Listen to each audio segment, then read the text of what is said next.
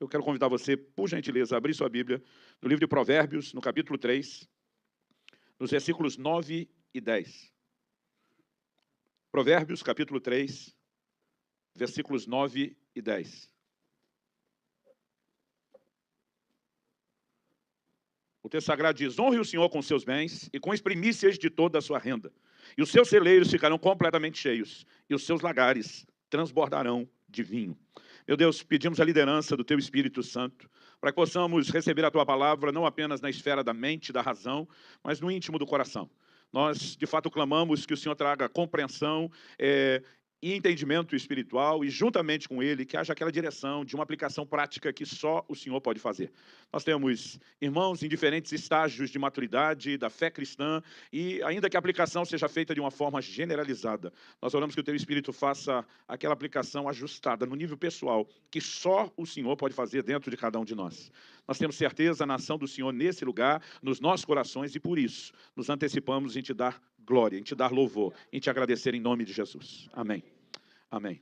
Bom, eu tive o privilégio de nascer e crescer num lar cristão, graças a Deus, e desde que me entendo por gente, me lembro, né, de contribuições sendo praticadas no contexto do culto, no contexto das reuniões. Nós, desde pequeno, fomos instruídos por nossos pais, tanto a ofertar nos cultos, como fomos orientados a respeito de outros níveis de contribuição, como o dízimo, mesmo numa época onde ainda não tínhamos renda fixa, né, qualquer dinheiro, um dinheiro de um tio que se ganhava, né, a mesada a gente não podia chamar de mesada, porque ela era tão ocasional, não era mensal, que não dava para chamar de, era quase uma anuidade. Mas qualquer dinheirinho que entrasse, a gente aprendeu desde cedo a calcular. Lá em casa todo mundo começou a trabalhar cedo, e meu pai, ele nos orientava a dizimar não apenas a renda, o salário, mas os demais benefícios. Eu lembro que muitas vezes a gente já tirava o vale-refeição que recebia, né, e nós aprendemos isso como prática, como conduta. Então, eu não tive muita dificuldade de simplesmente entender que aquilo precisava ser feito. Mas, ao longo dos anos, Deus me permitiu entrar num lugar de compreensão, onde começou a fazer muito mais sentido por que é que deveríamos fazer o que fazíamos. Eu tenho dito sempre que o importante não é só fazer a coisa certa, mas é que a gente faça a coisa certa do jeito certo. Isso faz toda a diferença. Contribuir é a coisa certa, mas alguém pode fazer a coisa certa do jeito errado, e ela não vai ter os resultados, né, prometidos nas Escrituras. Então, só para ilustrar isso, nós podemos destacar, por exemplo, que no livro de Tiago, né, nós lemos lá no capítulo 1, se algum de vocês tem falta de sabedoria, peça a Deus que a todos dá liberalmente. Então Deus está dizendo, olha, você pode alcançar algo de mim por meio da oração. Mas o texto diz, peça, porém, com fé, não duvidando. Porque o que duvida é semelhante à onda do mar, que é levada, agitada pelo vento, e a Escritura diz, não pense tal homem que receberá do Senhor coisa alguma. Então, oração é uma forma de recebermos de Deus? Sim, se a coisa certa for feita do jeito certo. Se a coisa certa for feita do jeito errado, sem fé, ela não produz resultado. Um outro exemplo que nós podemos considerar é a ceia do Senhor. Em 1 Coríntios 10, 16, Paulo se refere ao cálice como o cálice da benção que abençoamos. Ele não chama o cálice apenas de abençoado, mas ele diz que o cálice que abençoamos, no sentido de bem dizer, com gratidão, ele é o cálice da benção, ou seja, existe benção quando ceamos. No entanto, o apóstolo nos orienta, examine o homem a si mesmo, né, antes de comer do pão e beber do cálice, porque diz, qualquer que participar da mesa do Senhor de modo indigno, será réu de juízo. Então, cear é a coisa certa para ser abençoado? Sim, desde que a gente faça a coisa certa do jeito certo. Se participarmos da coisa certa, que é a ceia, de forma indigna, errada, então, em vez de um resultado positivo, nós teremos um resultado negativo. E eu quero que, a partir disso, você também possa compreender que, na perspectiva bíblica, contribuição também segue a mesma linha de pensamento e o mesmo raciocínio. Deus espera que eu e você não apenas possamos fazer a coisa certa, mas que nós possamos fazê-la do jeito certo. E o jeito certo, a partir desse texto que estabelecemos como ponto de partida e também como uma espécie de trilho, ele diz respeito à atitude. Quando o texto diz, honre o Senhor com os seus bens e com as primícias de toda a sua renda, né, ele está nos mostrando a forma correta de fazer. Depois ele apresenta o que a gente pode classificar de efeito colateral, de mera consequência. Então se encherão fartamente os teus celeiros e transbordarão de vinho os teus lagares. Ou seja, há uma diferença entre propósito, que é dar a Deus honra, e há uma diferença de consequência de se cumprir o propósito, que é você ter a bênção de Deus expressa nessa mesma área que você deu a Ele honra. No entanto, muitas vezes, né, eu tenho percebido isso em muitos lugares, e eu mesmo posso te dizer que ao longo da vida eu vi muitos pregadores tentando encorajar a gente, e eles falavam dos celeiros cheios, dos lagares transbordantes, quase como se esse fosse o propósito da contribuição. Mas nunca foi o propósito. O propósito é dar a Deus honra. E se o propósito da honra é cumprido, então a consequência dos celeiros cheios e dos lagares transbordantes vão se manifestar. Mas se nós não cumprimos o propósito, não há nenhuma garantia de que a consequência vai se manifestar. Portanto, quando transformamos a consequência em propósito e o sacrificamos, nós também estamos sacrificando a consequência. E o triste não é perder a bênção prometida. O triste é não entender e nem viver o propósito. E a partir disso, Deus começou a me corrigir. De uma forma muito especial, em janeiro de 2000, há 22 anos e meio atrás, Deus começou a chamar minha atenção. Eu me lembro de uma ocasião em que fui ministrar em Gana, na África, e eu lembro que tão logo nós chegamos, né, foi uma viagem assim longa. Eu lembro que viajamos 3 horas de carro até Curitiba, tivemos aquela espera até a hora do embarque, pegamos um voo para São Paulo, mais horas de conexão até o voo internacional. Esse voo saiu de São Paulo, foi para Zurique, na Suíça, depois mais horas de conexão até que a gente pegasse outro voo, né, e chegasse finalmente em Accra, capital de Gana. Essa soma deu pelo menos umas 24 horas de viagem.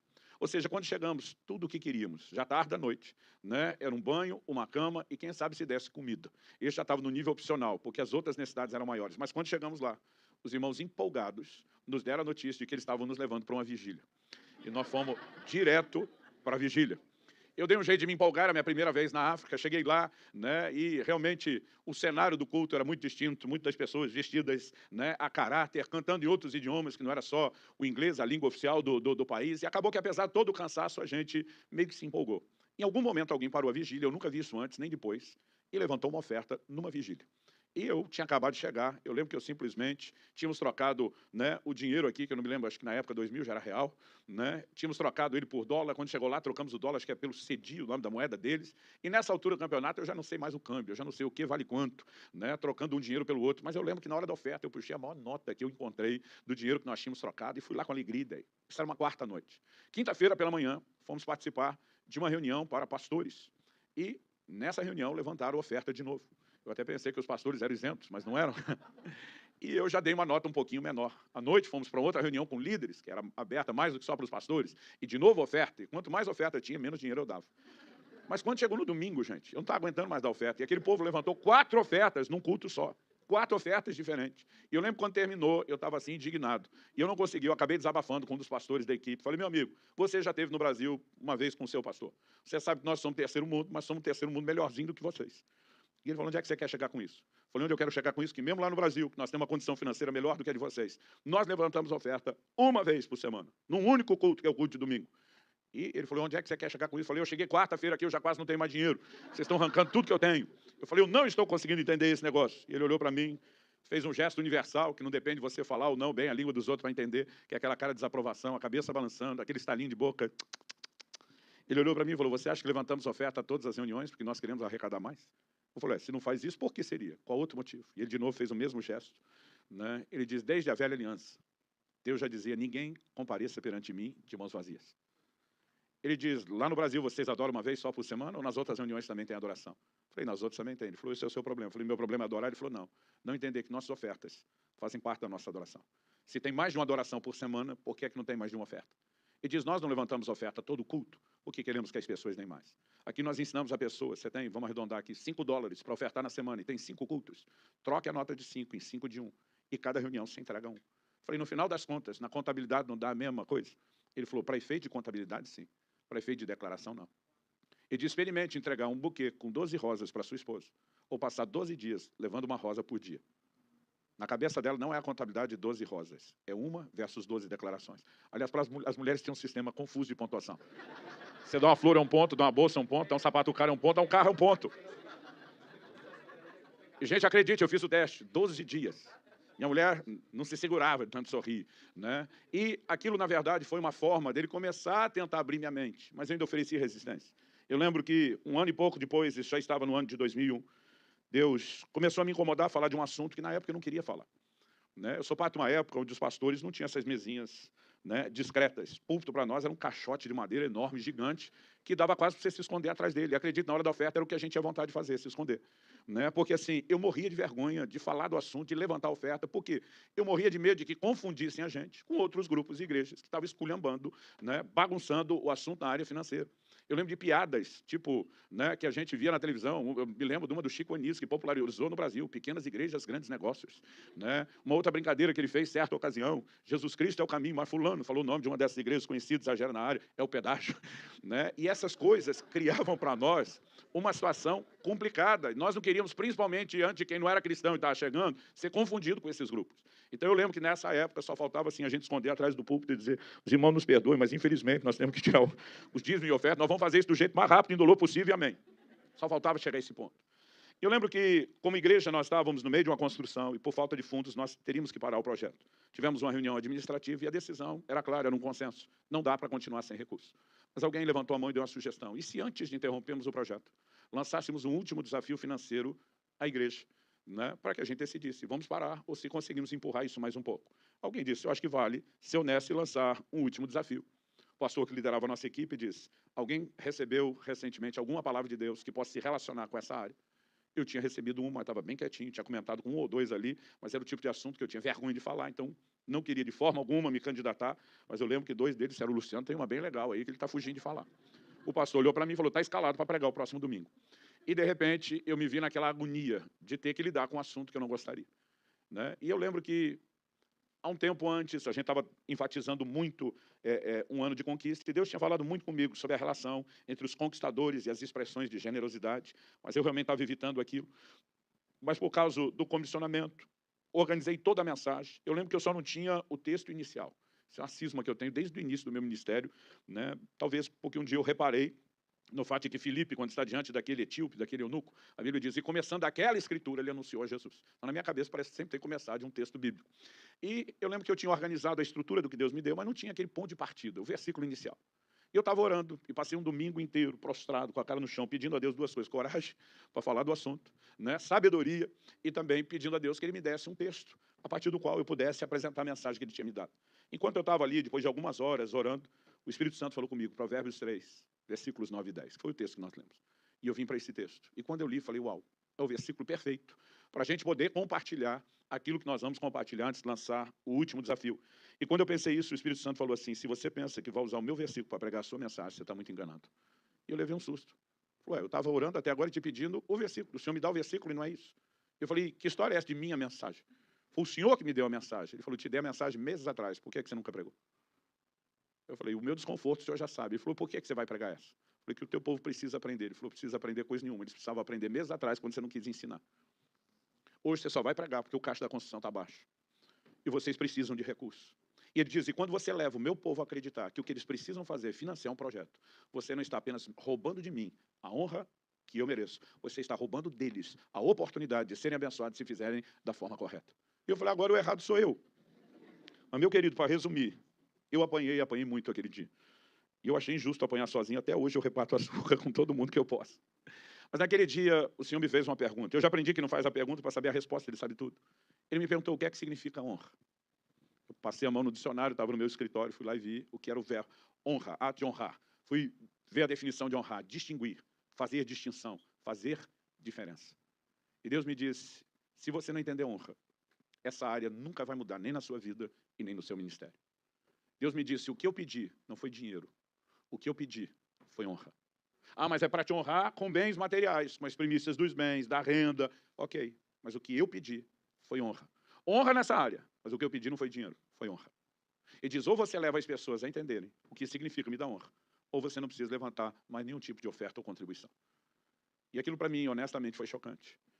Eu decidi, naquele momento, ser Deus, então me ajuda a entender isso, porque até eu, durante uma vida inteira, nunca achei que eu estivesse entregando honra.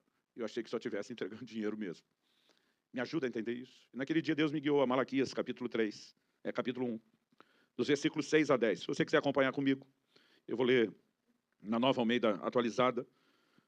O texto sagrado diz assim: o filho honra o pai, e o servo respeita o seu senhor. Se eu sou pai, onde está a minha honra? E se eu sou senhor, onde está o respeito para comigo? Eu, o Senhor dos Exércitos, pergunto isso a vocês, sacerdotes, que desprezam o meu nome.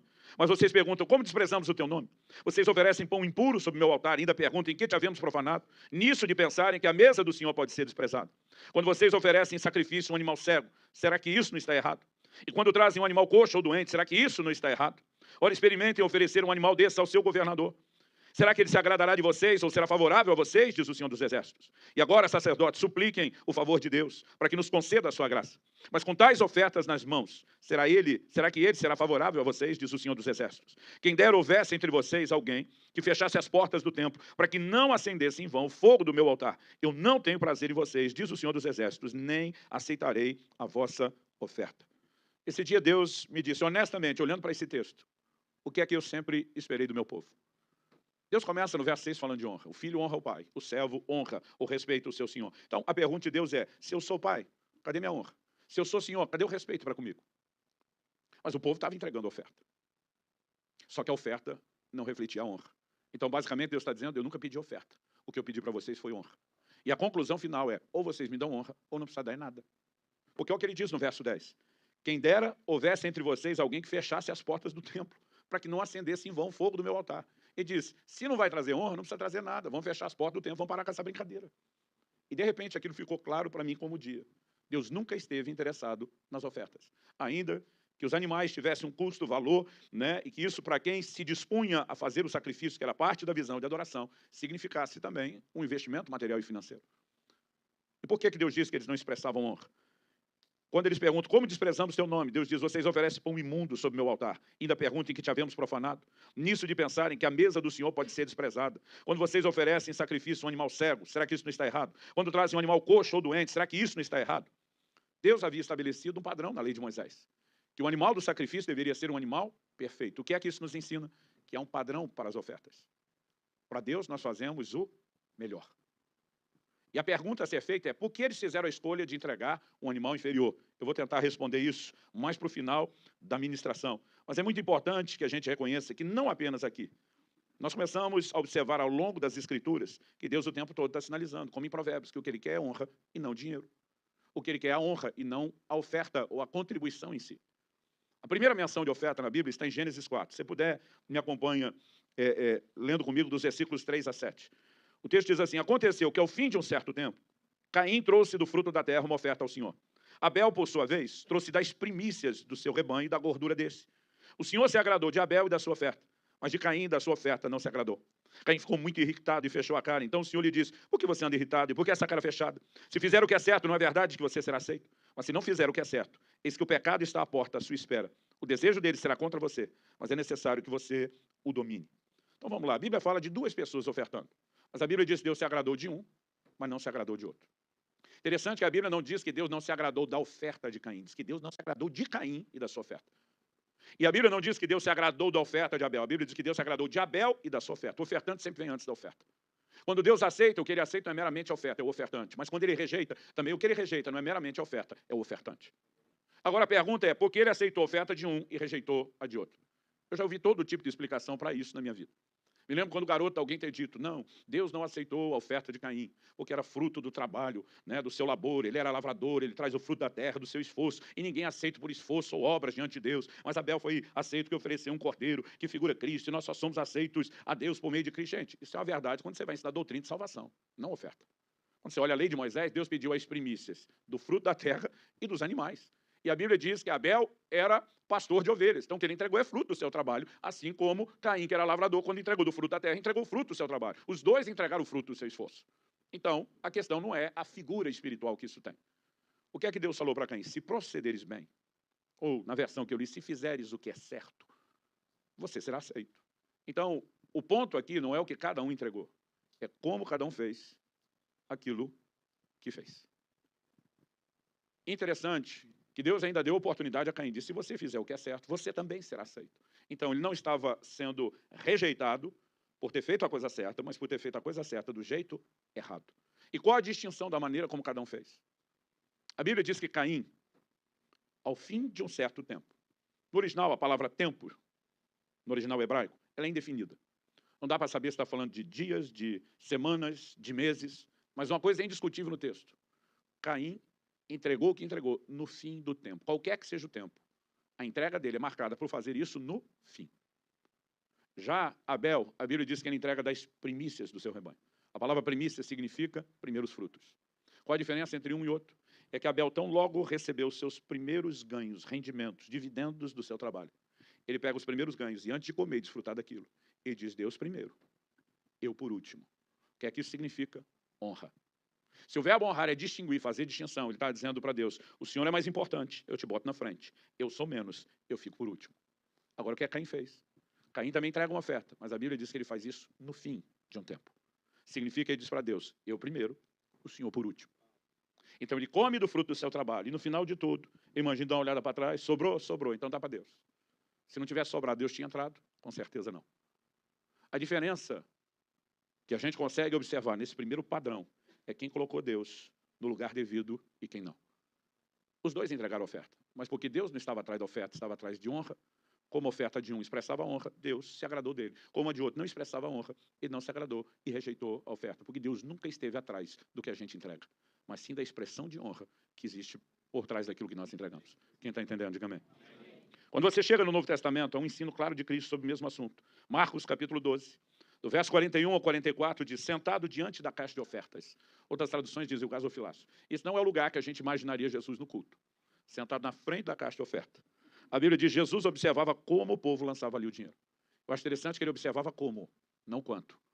Há uma diferença enorme entre uma coisa e outra. Até porque, como nós veremos no texto, o quanto é relativo. Eu já tive momentos que lá no Brasil, R$50 para mim era troco, era gorjeta. Eu já tive momentos, R$50 era comida da semana ou de um período bem maior para a família toda.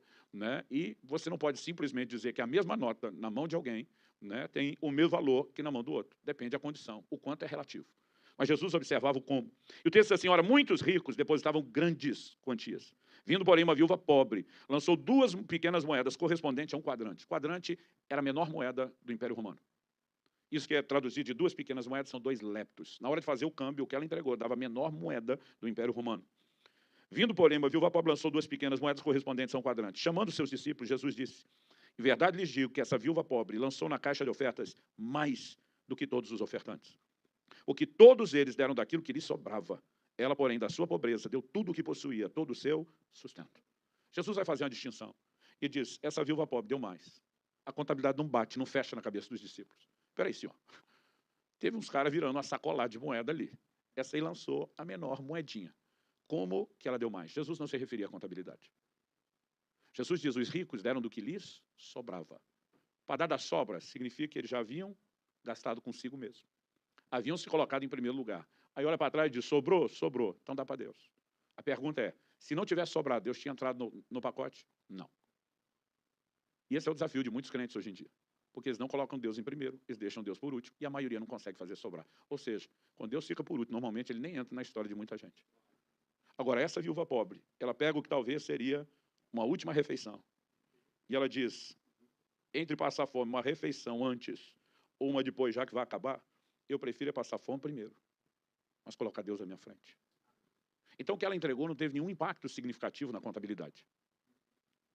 Em 2001, quando Deus estava falando isso comigo, eu fui estudar o peso dessas moedas em metal e a grama da prata. E na época, que essa mulher deu os 2 leptos juntos, somando um quadrante, era o equivalente a 25 centavos de real. Na época eu fiz essa conta, os 25 centavos de real valiam muito mais do que hoje. Mas eu fiz a conta que eu, honestamente, tive dificuldade de chegar a um resultado claro, porque primeiro eu fiz toda uma soma detalhada. Quando eu fiz a segunda revisão, os meus cálculos não bateram, mas já vou falar os 2 que apareceram. Eu imaginei quanto custava a operação de recolher a oferta que ela colocou, guardar o dinheiro e registrá-lo. Então, imaginando que tivesse um tesoureiro de tempo integral para todo aquele volume de contribuição que era feito, e que o salário de todo trabalhador comum era 1 denário por dia. Eu calculei as 12 horas que o trabalhador da época trabalhava, não era jornada de 6 nem de 8, eram de 12 horas. Dividi o denário pelas 12 horas. Dividi mais ou menos por minuto quanto a pessoa ganhava. E tentei calcular o que custaria para aquele camarada recolher a contribuição, levá-la no cofre e registrar o apontamento, fazer o lançamento da entrada.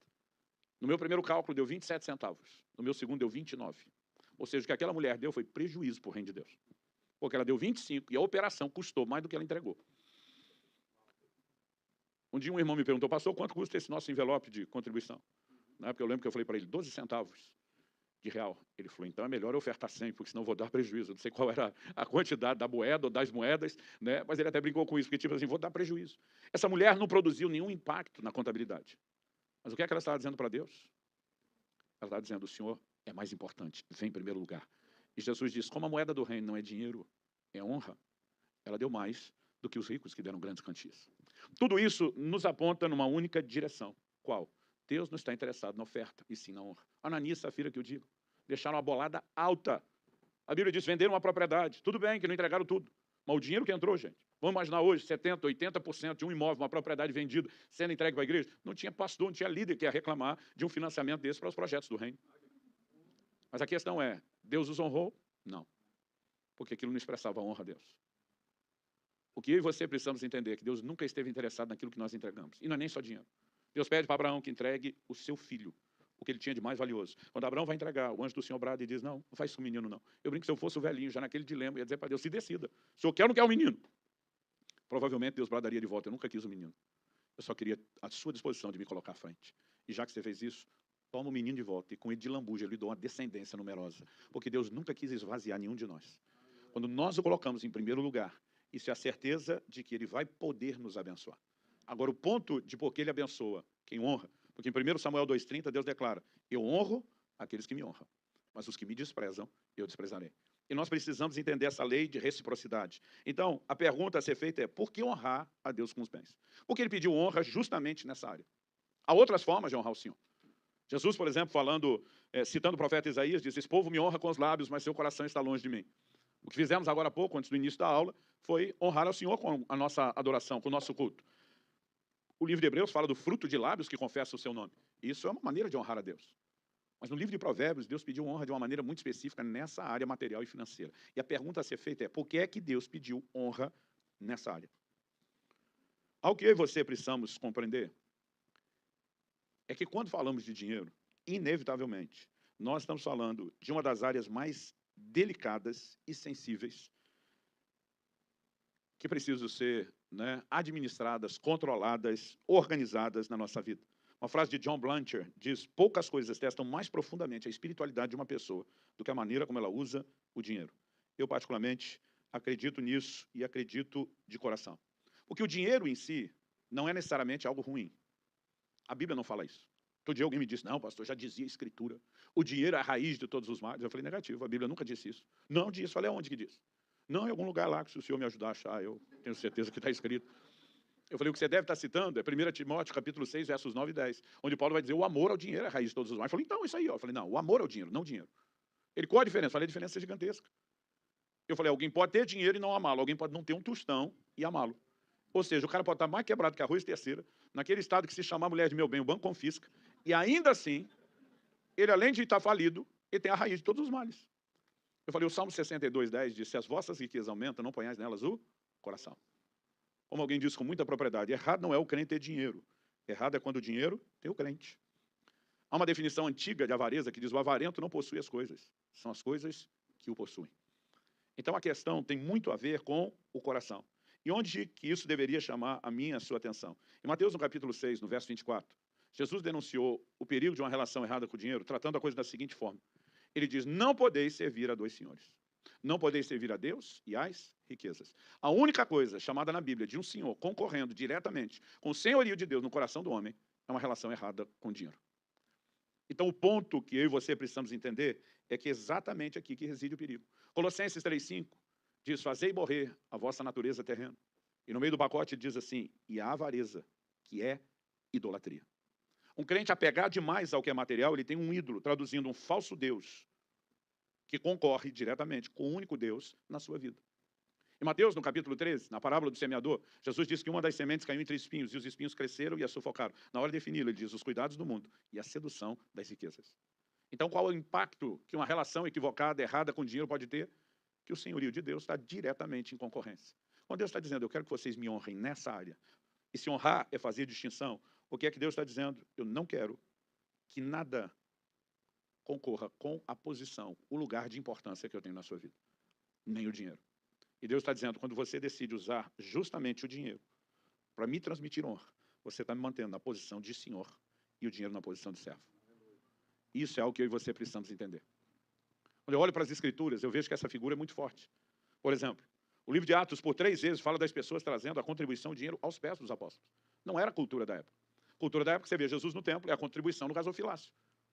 Mas por 3 vezes o livro de Atos fala do povo trazendo dinheiro aos pés dos apóstolos. Eu imagino que aquilo era algo simbólico, significativo. Imagina eles metendo o pé naquilo para dizer o quê? Aqui o dinheiro não é senhor, aqui ele é servo.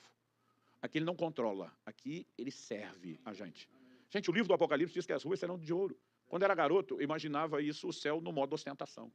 E quando eu e você estivesse lá, eu me imaginava resmungando. Se um dia eu fui pobre, já não me lembro. Para mim era uma forma assim de lavar a alma e de me vingar de tudo aquilo que eu não tive, eu não possuí. Mas, gente, a glória do céu nunca foi, nunca será o ouro. A glória do céu é Deus. Eu imagino um anjo perguntando para Deus, Senhor, o que a gente faz com tanto ouro, com tanta riqueza? Eu imagino Deus dizendo, faz rua, faz piso para o meu povo andar. Porque aqui isso não serve para nada, não serve para ser pisado, desprezado, para ser colocado debaixo do pé. Não tem a ver com ostentação, tem a ver com a mensagem do lugar de importância que essas coisas devem ter. Quem está compreendendo? Então a pergunta é, por que honrar o Senhor com os nossos bens? Porque isso é um exercício de sujeição ao senhorio dele. E quando eu e você começamos a entender isso, fica mais fácil compreender porque é que Deus diz, eu honro aqueles que me honram. Deus não está propondo uma troca, uma barganha. Se você me der primeiro, eu te dou de volta. Porque muita gente pensa que é só isso. Bom, se tem que dar primeiro para ele dar de volta, vamos dar. E eu imagino que muito crente pensa no dízimo, nas ofertas, como uma espécie de título de capitalização. Nós vamos investindo, investindo, investindo, e uma hora a gente saca a bolada, aleluia. Mas o plano e o propósito de Deus não é dessa troca ou dessa barganha. Tenta imaginar Deus dizendo o seguinte, se você me honrar com os seus bens e sujeitar essa área de concorrência, colocando-a debaixo do meu senhorio, me mantendo acima, e eu perceber que o seu coração não se prende a isso, e eu perceber que o seu coração está blindado contra a avareza e com aquilo que concorre com o meu lugar, isso significa que você está autorizado a prosperar, porque eu posso liberar isso sobre a sua vida, sem perder você, o seu coração. Então não tem a ver com troca, tem a ver com o lugar onde as coisas se definem no nosso coração. É por isso que a mesma Bíblia que nos ensina a viver num lugar de contentamento, também faz promessas de bênção financeira. Então, alguém falou, mas pastor, o tamanho da promessa é maior do que aquilo que eu preciso para viver contente. Eu falei, não, o contentamento não tem a ver com quanto você tem a ver com quanto você precisa ter. Ou seja, o tamanho da promessa não tem a ver apenas com o que você precisa ter, mas com aquilo que Deus quer que o dinheiro, como serve, não Senhor, possa produzir na sua vida. Nós vamos falar melhor sobre isso na segunda ministração, depois do intervalo. Então, deixa eu repetir. A promessa de contentamento, a orientação bíblica de contentamento, ela define que eu e você não dependemos de nada material e financeiro para ter alegria. E que nós devemos guardar o nosso coração de ambições.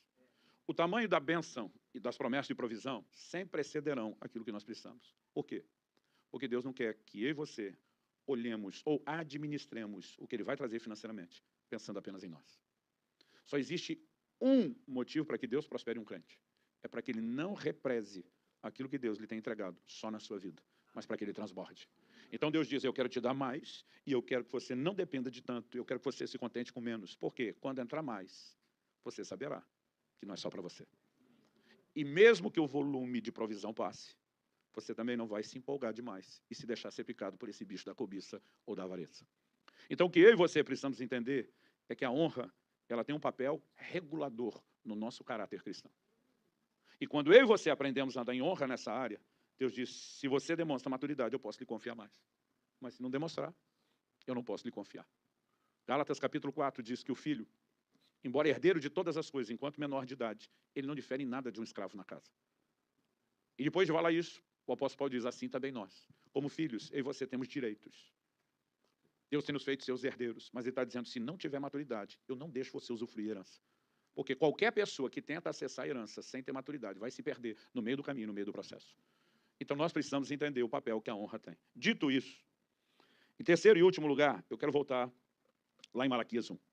Depois de Deus comentar, o filho honra o pai, o servo honra o seu senhor, e depois perguntar, se eu sou o pai, cadê minha honra, cadê o respeito para comigo? Finalmente, quando chega no verso 13 e 14, Deus diz, e vocês dizem ainda que canseira, e torcem o nariz para isso, diz o Senhor dos Exércitos. Oferecem animais roubados, coxos ou doentes. Vocês acham que eu vou aceitar isso? Diz o Senhor. Maldito seja o enganador, que tendo o animal sadio no seu rebanho, promete e oferece ao Senhor um defeituoso. Porque eu sou grande rei, diz o Senhor dos Exércitos, e o meu nome é terrível entre as nações. Deixa eu fazer uma observação. Quando você vê Deus protestando que as pessoas traziam o coxo, o manco, aquele que havia sido atacado, ele não está falando de gente que oferecia aquilo porque não tinha algo melhor para oferecer. Ele está falando de gente que tinha algo melhor, mas intencionalmente dizia, mas para Deus vou dar o piorzinho. A pergunta a ser feita é por que a pessoa fazia essa escolha? Para mim é uma questão de lógica. O animal sadio, na hora de ser vendido no mercado, valia mais do que o doente, o cego, o manco, o dilacerado. Eu fico imaginando que às vezes as pessoas simplificavam na cabeça delas o processo pensando no resultado final. Qual? O que acontecia com o sacrifício, gente? O animal era morto. Depois de morto, Ele era esfolado, ele era cortado, ele era dividido em partes, a gordura não podia ser comida, mas tudo tinha que ser queimado. No final das contas, o que é que virava o sacrifício? Churrasco. Parte da oferta era para o sacerdote e a sua família, e o resto, quem comia, era o ofertante. Agora, eu imagino o ofertante pensando assim, olhando para o cego, olhando para o sadio, olhando para o cego, para o sadio, pensando, vai virar churrasco mesmo. Tenta imaginar uma picanha daquelas, do jeito que você gosta, espessura, o ponto que você quer. E você cortando, colocando aquilo na boca, saboreando, dizendo, meu Deus, que alguns comem assim, né? Aí você diz, que delícia. Pena que o bichinho era cego. Gente, eu já tive superpoderes no paladar. Acredite, já pesei 50 e tantos quilos a mais do que eu tenho hoje. Agora a conta está até maior. E eu lembro de uma época que eu tinha superpoderes no paladar. Eu lembro de uma ocasião que eu estava pregando e eu dei um exemplo. Falei, olha, você pode colocar, isso foi antes da libertação, você pode colocar num copo de vidro e me serviu uma Coca-Cola. Eu dizia para eles, eu dou um gole e eu te digo a embalagem. Se ela é vidro, se ela é metal, se ela é plástico mole, se ela é plástico duro. Eu lembro que eu falei isso numa mensagem, estava pregando no interior do Paraná. Quando terminou o culto, nós fomos para uma casa comer. Quando cheguei, tinha uma multidão. Era uma reunião com a liderança, muita gente ia comer junto. Cheguei todo mundo em volta de uma mesa. Quando eu fui chegando, eles foram abrindo o caminho. Não tinha nada na mesa, só tinha um copo com Coca-Cola dentro. E o pastor olhou para mim e falou, agora é a hora do tira-teima, a hora da prova. E eu lembro que eu fui lá, peguei o copo, dei um golinho e falei, a Coca era uma garrafa mole, PET, de 2 litros. Mas esse pinguinho, essa gotinha de Pepsi Twist Light, que alguém colocou tentando me enganar, não estava no acordo. Alguém do lado falou, o sangue de Jesus tem poder. Eu falei, ainda digo o código de barra. Na época eu tinha decorado. Não lembro mais, esqueci. Ok, você lembra que eu lembro. Aí, quando eu falei, o outro já com a garrafa na mão, cruz credo. Mas, gente, nem com esses superpoderes de gordo que eu já tive no paladar, eu conseguiria distinguir comendo uma picanha se o bicho era cego, ou se era míope, ou se enxergava direito. Não faz, né, a menor diferença. Então, a pergunta é, na hora do camarada escolher, ele estava pensando meramente no churrasco. Não era o que Deus estava pensando. Deus estava pensando, não é o que será feito com a oferta no final das contas. É o que você está declarando para mim. Porque se você for pensar no que será feito, então vamos voltar para o exemplo que eu dei das flores, eu podia só dizer para minha esposa, esse negócio vai murchar mesmo, agora que você já pegou, olhou, sorriu, tirou uma foto e joga no lixo. Quer dizer, se você trata dessa forma com o que será feito, toda a mensagem da declaração de importância para quem quis homenagear foi embora. E quando eu e você pensamos só em termos de projetos, nós estamos roubando de Deus a capacidade de declarar quem Ele é e o lugar de importância que deve ser cultivado no nosso coração. Quem está entendendo? Vá comigo para Marcos, capítulo 14. Evangelho de Marcos, capítulo 14. Vamos ler juntos a partir do verso 3. Quando Jesus estava em Betânia, fazendo uma refeição na casa de Simão, o leproso, veio uma mulher trazendo um frasco feito de alabastro, com um perfume muito valioso de nardo puro. E quebrando o frasco, derramou o perfume sobre a cabeça de Jesus. Alguns dos que estavam ali ficaram indignados e diziam entre si, para que esse desperdício de perfume? Esse perfume poderia ter sido vendido por mais de 300 denários para ser dado aos pobres. E murmuravam contra ela. Mas Jesus disse, deixem a mulher em paz, porque vocês a estão incomodando.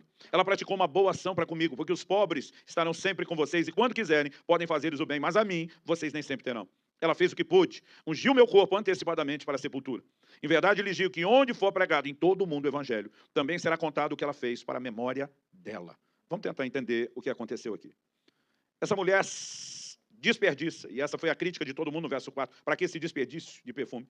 Essa mulher desperdiça um perfume, que de acordo com o verso 5, numa avaliação rápida que alguém fez, pegando perfume já usado de segunda mão, diz, poderia ter sido vendido por mais de 300 denários.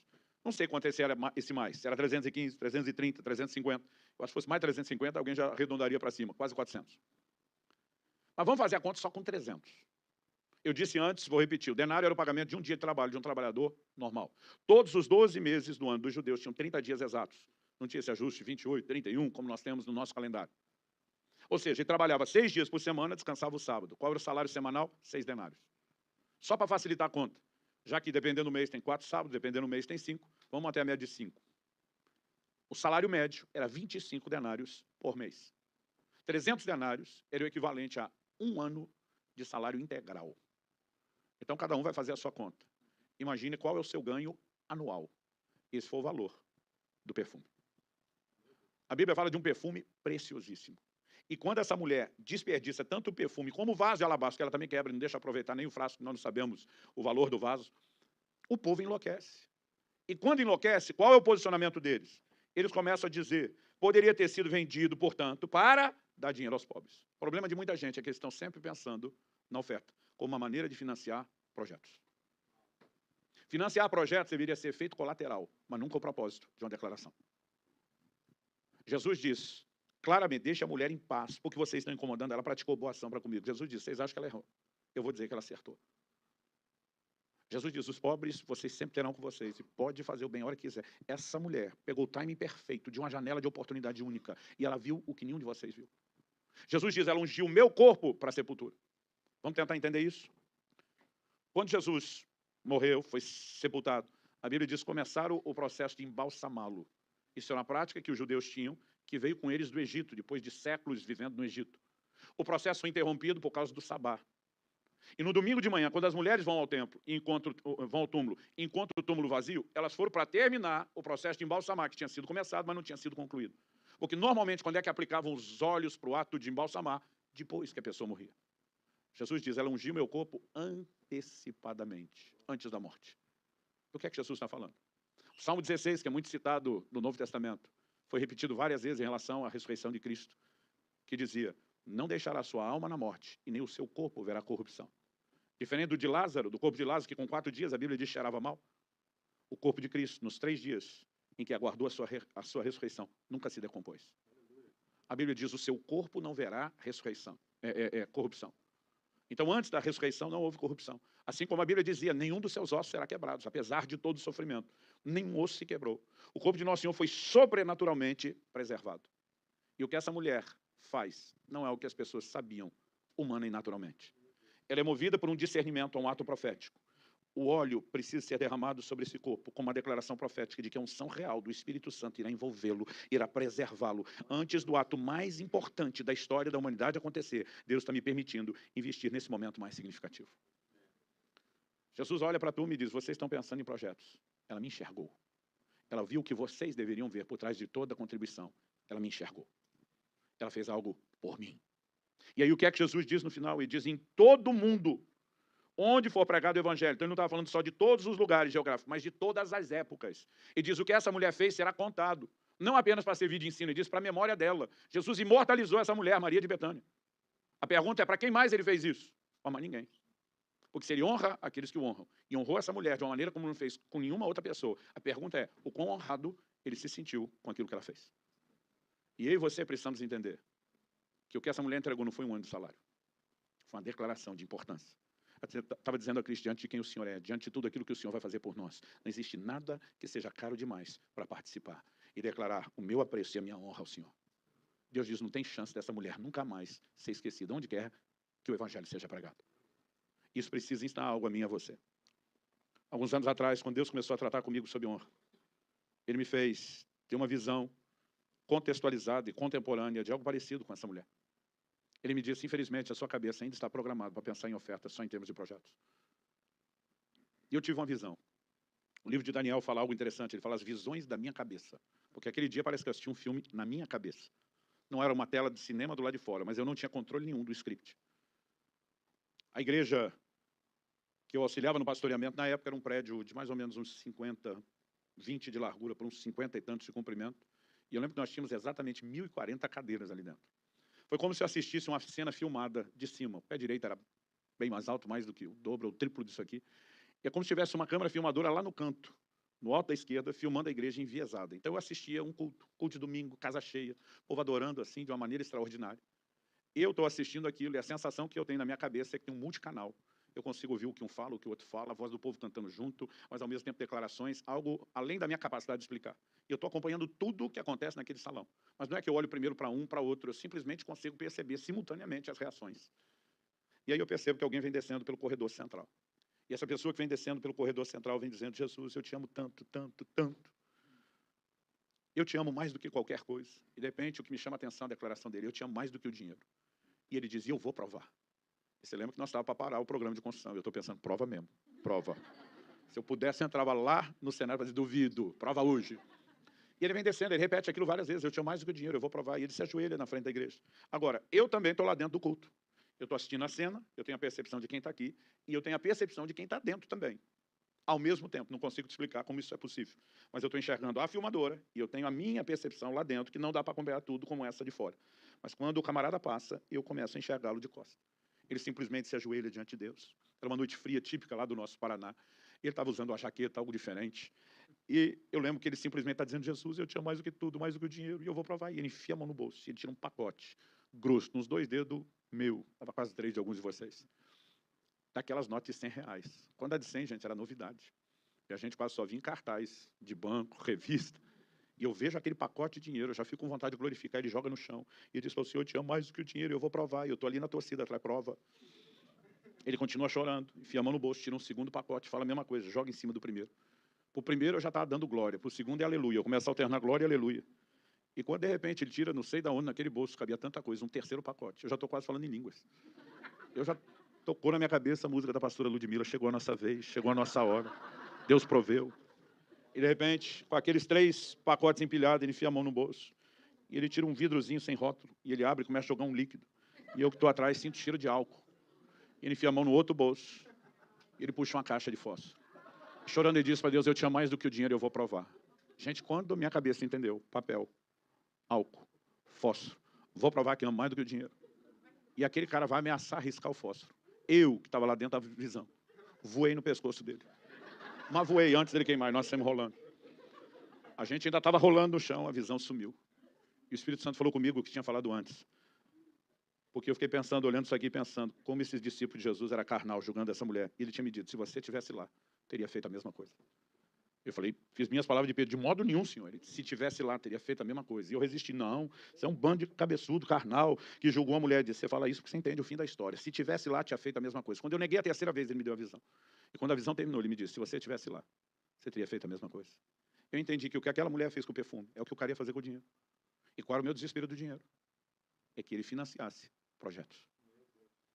Então, de alguma forma, eu estava preso naquela mentalidade errada, de que não é o que a entrega e a renúncia declara sobre a importância dele.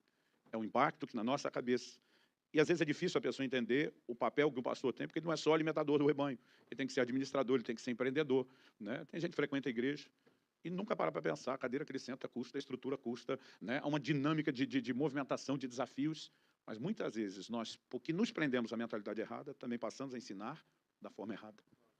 E naquele dia Deus disse, se você quiser financiar projetos, meramente isso, nunca mais levante uma oferta. Porque você vai seguir roubando de minha honra e roubando do seu povo.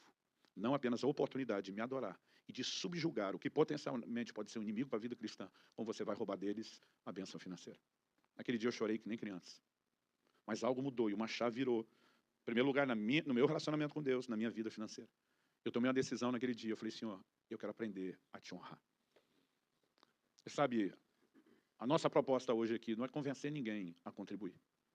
Eu imagino, estamos falando de crentes mais maduros, que já estão se dispondo a aprender a palavra, a estudar, sejam, né, os da casa ou vocês estão nos visitando hoje. Mas a nossa intenção é ensinar as pessoas a fazer a coisa certa, do jeito certo. Porque se a gente fizer a coisa certa do jeito errado, não funciona, não produz resultado. Não damos a Deus honra, não subjugamos o inimigo potencial e nem colhemos os resultados que poderíamos colher se estivéssemos fazendo da forma correta. Eu gostaria que antes da gente dar um breve intervalo, que a gente pudesse orar e que você pudesse reafirmar o senhorio de Jesus na sua vida, inclusive subjugar intencionalmente essa área, dizendo, Senhor, eu não quero que Mamon seja Senhor na minha vida, eu quero que o dinheiro seja servo. Quando essa perspectiva correta é construída na nossa cosmovisão cristã, né, como marca do nosso caráter, Deus não tem nenhum problema de nos fazer prosperar. Se você se colocar no lugar dele, deveria se perguntar, por que é que eu vou dar a qualquer filho meu que eu amo e com quem me importo, ao que vai afastá-lo de mim? Não faz o menor sentido eu e você prosperarmos sem a perspectiva correta. Meu Deus, nós pedimos mais uma vez, permita-nos nessa noite ter mais do que um momento de reflexão ou de arrazoar num nível meramente intelectual, humano. Meu Deus, abre os nossos olhos. Ajuda-nos a entender, compreender e assimilar essas verdades e transferi-las para aquele terreno prático da nossa vida. Nós clamamos graça e favor do alto, para não apenas identificar aquilo que muitas vezes concorre com o Senhor no nosso coração, mas para aprender a sujeitar continuamente essa área ao Senhor, ao seu governo. Nós queremos hoje declarar mais uma vez, não te confessamos um dia apenas como Salvador, mas como Senhor das nossas vidas. E oramos que cada área do nosso viver realmente seja plenamente sujeita ao Senhor, ao seu governo, à sua autoridade. Queremos viver um cristianismo completo, integral, em todas as áreas. E te pedimos que por meio da compreensão, que a tua palavra pode proporcionar ao nosso coração, principalmente quando aplicada pelo teu Espírito, algo mude Em primeiro lugar, dentro de nós. E segundo, na maneira como nos relacionamos contigo. Para, em terceiro e último lugar, como mero efeito colateral, também mudar nas circunstâncias à nossa volta, inclusive naquilo que é material e financeiro. Eu oro em nome de Jesus. Que o Senhor nos ajude a entender que honra nos leva além das nossas obrigações, nos deixa às vezes aquém dos nossos direitos, que ela não tem a ver com o impacto que o que nós fazemos produz na contabilidade da igreja, mas com a nossa disposição de enxergar o Senhor. Nós clamamos em nome de Jesus. Em nome de Jesus. Se você crê e concorda, diga amém. Olhe para cá um instante. Há momentos onde eu e você vamos ter que tomar decisões que envolvem questões financeiras. Isso não vai produzir nenhum impacto na contabilidade da igreja que a gente congrega. Por exemplo, quando você ajuda o pobre. A esmola não é uma contribuição para dentro da igreja, é para fora. Mas o livro de Provérbios diz: o que se compadece do pobre empresta ao Senhor, e esse lhe retribuirá o benefício. Você não fez para a igreja, mas você fez para Deus. Quando você decide ser honesto e não pagar propina e nem aceitar dinheiro desonesto, você está fazendo algo para Deus. Paulo escreve aos Coríntios e diz: vai um irmão a juízo contra outro irmão, isso perante incrédulos. A pergunta dele: por que você não sofre o dano? Por que você não sofre a perda? O que ele está dizendo? Em vez de brigar por algo que é seu direito financeiro na frente de um tribunal contra um outro irmão em Cristo e trazer vergonha e mau testemunho, por que você não abre mão do dinheiro que é seu direito, só para que o reino não seja difamado? Por que você não sofre uma perda material para que o reino não sofra um escândalo, uma perda de proporção maior?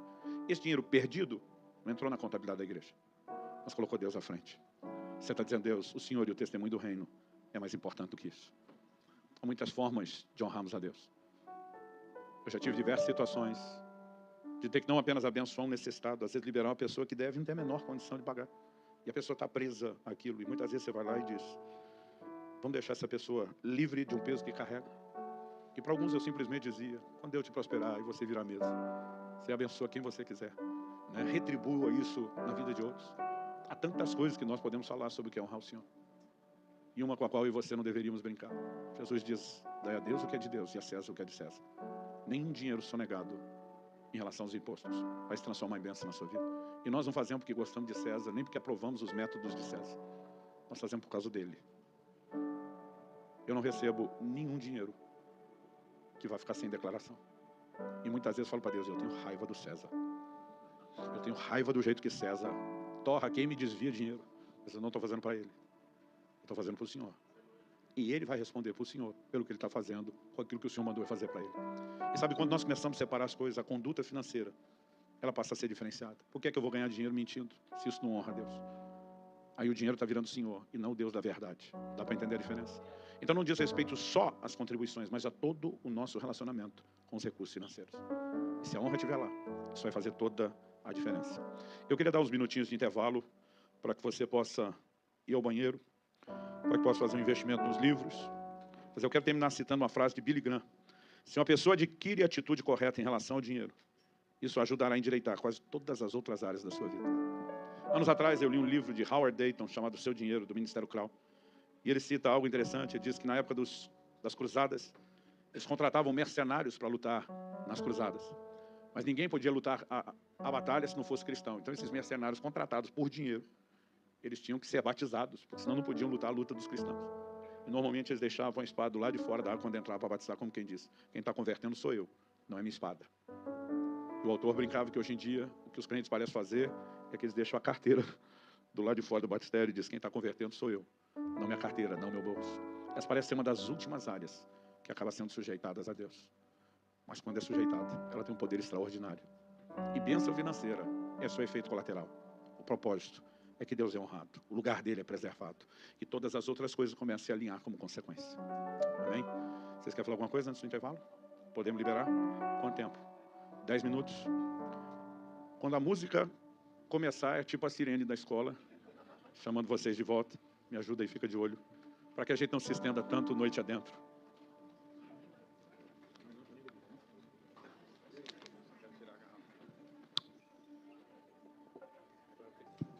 Gente, como eu falei antes, um princípio que eu tenho aprendido é que todas as vezes que nós nos reunimos para cultuar e adorar a Deus, nós também aproveitamos esse momento para honrá-lo com os nossos bens. É parte do entendimento bíblico. Mas eu quero que a gente deixe isso para o final, depois de tudo que nós vamos falar. E a intenção é deixar a contribuição para o final, não é tentar convencer ninguém a contribuir mais. É apenas que a gente faça a coisa certa com a melhor consciência possível. Como hoje não temos pessoas só da comunidade Alcance, eu quero mesmo antes, embora eu vou fazer isso depois, lembrar você e dízimo é algo que você faz na sua igreja local, lá onde você congrega. Né? Oferta é algo que podemos fazer em todo o reino de Deus, em toda expressão de culto. Mas no final, nós vamos ter um momento específico. E por hora eu quero convidar você a abrir sua Bíblia comigo. Na segunda carta de Paulo aos Coríntios, no capítulo 9. E nós vamos ler o versículo 5, do 5 até o 7. Segundo aos Coríntios, capítulo 9.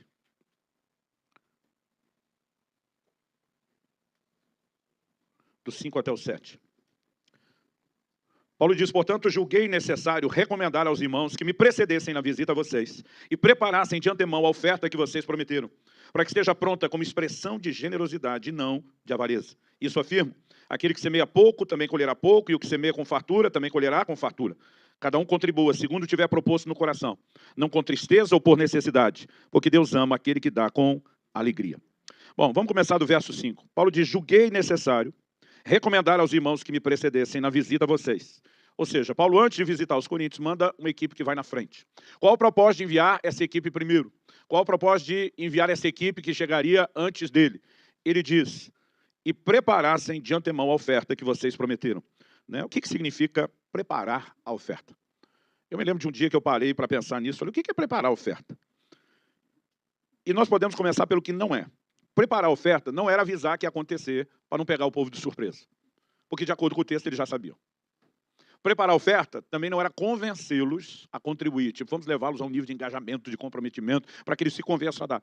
O que o texto também mostra que já havia acontecido. Por quê? Ele diz preparar de antemão a oferta que vocês prometeram. Vocês prometeram dar, eles tanto sabiam que ia acontecer, como já estavam engajados, já fizeram a promessa. Então, a preparação não tem a ver nem com informar e nem tampouco com gerar engajamento. O que era essa preparação? Ele termina o verso 5 dizendo, a fim de que ela esteja pronta, como expressão de generosidade e não de avareza. Paulo diz, ela tem que ser preparada, ela precisa estar pronta para que ela expresse generosidade e não avareza. Durante muito tempo eu achava que generosidade era disposição de dar. Logo, a avareza, na minha cabeça, era indisposição de dar. Né? O generoso é quem decide dar, o avarento é quem não quer dar. Mas se Deus está dizendo que a oferta de alguém pode expressar avareza, significa que a gente pode ser avarento mesmo dando.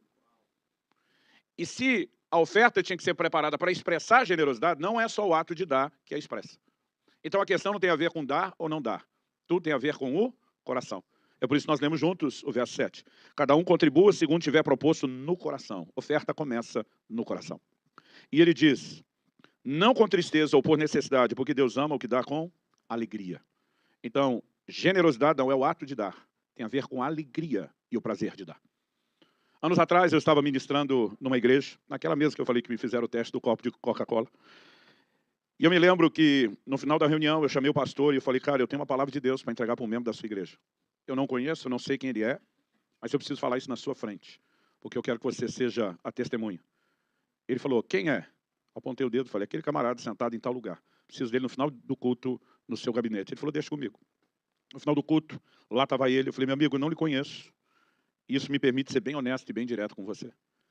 Deus mandou eu te falar 3 coisas. A primeira delas é um versículo, João 12, 24. Ele olhou para mim e falou, não faço ideia o que está lá. Eu falei, Jesus disse, se o grão de trigo caindo na terra não morrer, fica ele só. Mas se morrer, dá muito fruto. Ele falou, agora eu sei o que está lá, mas não faz o menor sentido para mim. Eu falei, então eu vou te explicar. Não apenas sua esposa e sua família, mas todos os seus amigos mais próximos. Sabem que nos últimos anos você vem falando para todo mundo uma frase. E eu falei, Deus é a minha testemunha, que eu não perguntei nada para o seu pastor, porque imagino que talvez ele possa ter ouvido isso. Ele falou, a frase que você disse, que gostaria de fazer para Deus uma pergunta é, onde está a colheita de tudo o que eu tenho plantado ultimamente? Eu venho sendo fiel nos meus dízimos, nas minhas ofertas, e inclusive contribuindo para missões. Ele arregalou os olhos e falou, todo mundo que está perto de mim sabe que eu venho dizendo para todo mundo que se eu pudesse fazer uma pergunta para Deus, era essa. Falei, Deus mandou te responder a pergunta. E eu estou te respondendo ela com João 12, 24. Porque Jesus disse, se o grão de trigo caindo na terra não morrer, fica ele só. Uma semente só dá fruto quando ela morre. E você está reivindicando o fruto de uma semente que nunca morreu. Porque toda vez, você até entrega o seu dízimo, você até entrega as suas ofertas, você até investe em missões. Mas se pudesse, você faria um pranto, feito um velório do lado do gasofilácio, por conta daquilo que você entrega. Não existe prazer no seu coração, não existe alegria naquilo que você faz. Você faz por medo de ser amaldiçoado. E na esperança que seja abençoado, que nem crê nisso, você anda crendo direito. E quando eu falei isso, ele realmente levou aquele choque. né? E ele falou assim, e é verdade. Eu falei, se você não mudar a atitude do seu coração, você não tem colheita nenhuma para receber. Eu falei, sabe quando você vai ter uma colheita? A partir do momento que a semente morre. Ou seja, que você entrega de verdade, que você libera, que o seu coração não está naquilo. Porque tem gente, a gente está até contribuindo, mas o coração não está naquilo. Outro dia um jovem da igreja me falou, logo no meu primeiro ano do pastorado, eu estava calculando quanto x-salada eu já podia ter comido com o dinheiro que eu estava ofertando. Eu falei, me calcule que eu lhe devolvo, e você nunca mais bota dinheiro aqui, criatura. Que isso, pastor? Eu falei, pelo amor de Deus, te converta. Né? Como é que você está lamentando que poderia ter comido em x-salada em relação ao que ofertou? Eu falei, você realmente não entendeu nada. Então, generosidade não é o ato de dar. É aquilo que eu e você expressamos no coração.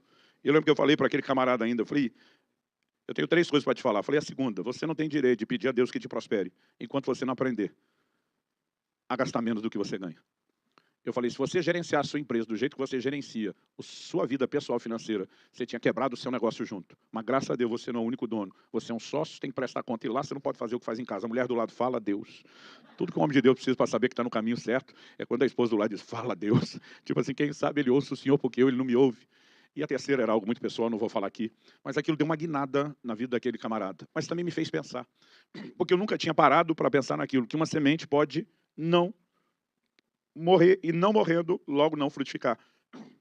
Quando acharam a tumba do faraó Tutancâmon lá no Egito, encontraram lá muita riqueza, mas não apenas riqueza. Eles colocavam de tudo na tumba, esperando que isso ajudasse, né, a pessoa que partia na outra vida, no além. E havia muito trigo, muito mantimento que foi colocado. Interessante que os pesquisadores pegaram aqueles grãos de trigos milenares e resolveram fazer uma experiência e plantar. E quando plantaram, eles simplesmente germinaram. Eram milenares, mas nunca haviam germinado antes, porque a baixa umidade ou a completa ausência de umidade no lugar onde estavam nunca permitiu que eles apodrecessem. Uma semente que não morre não frutifica.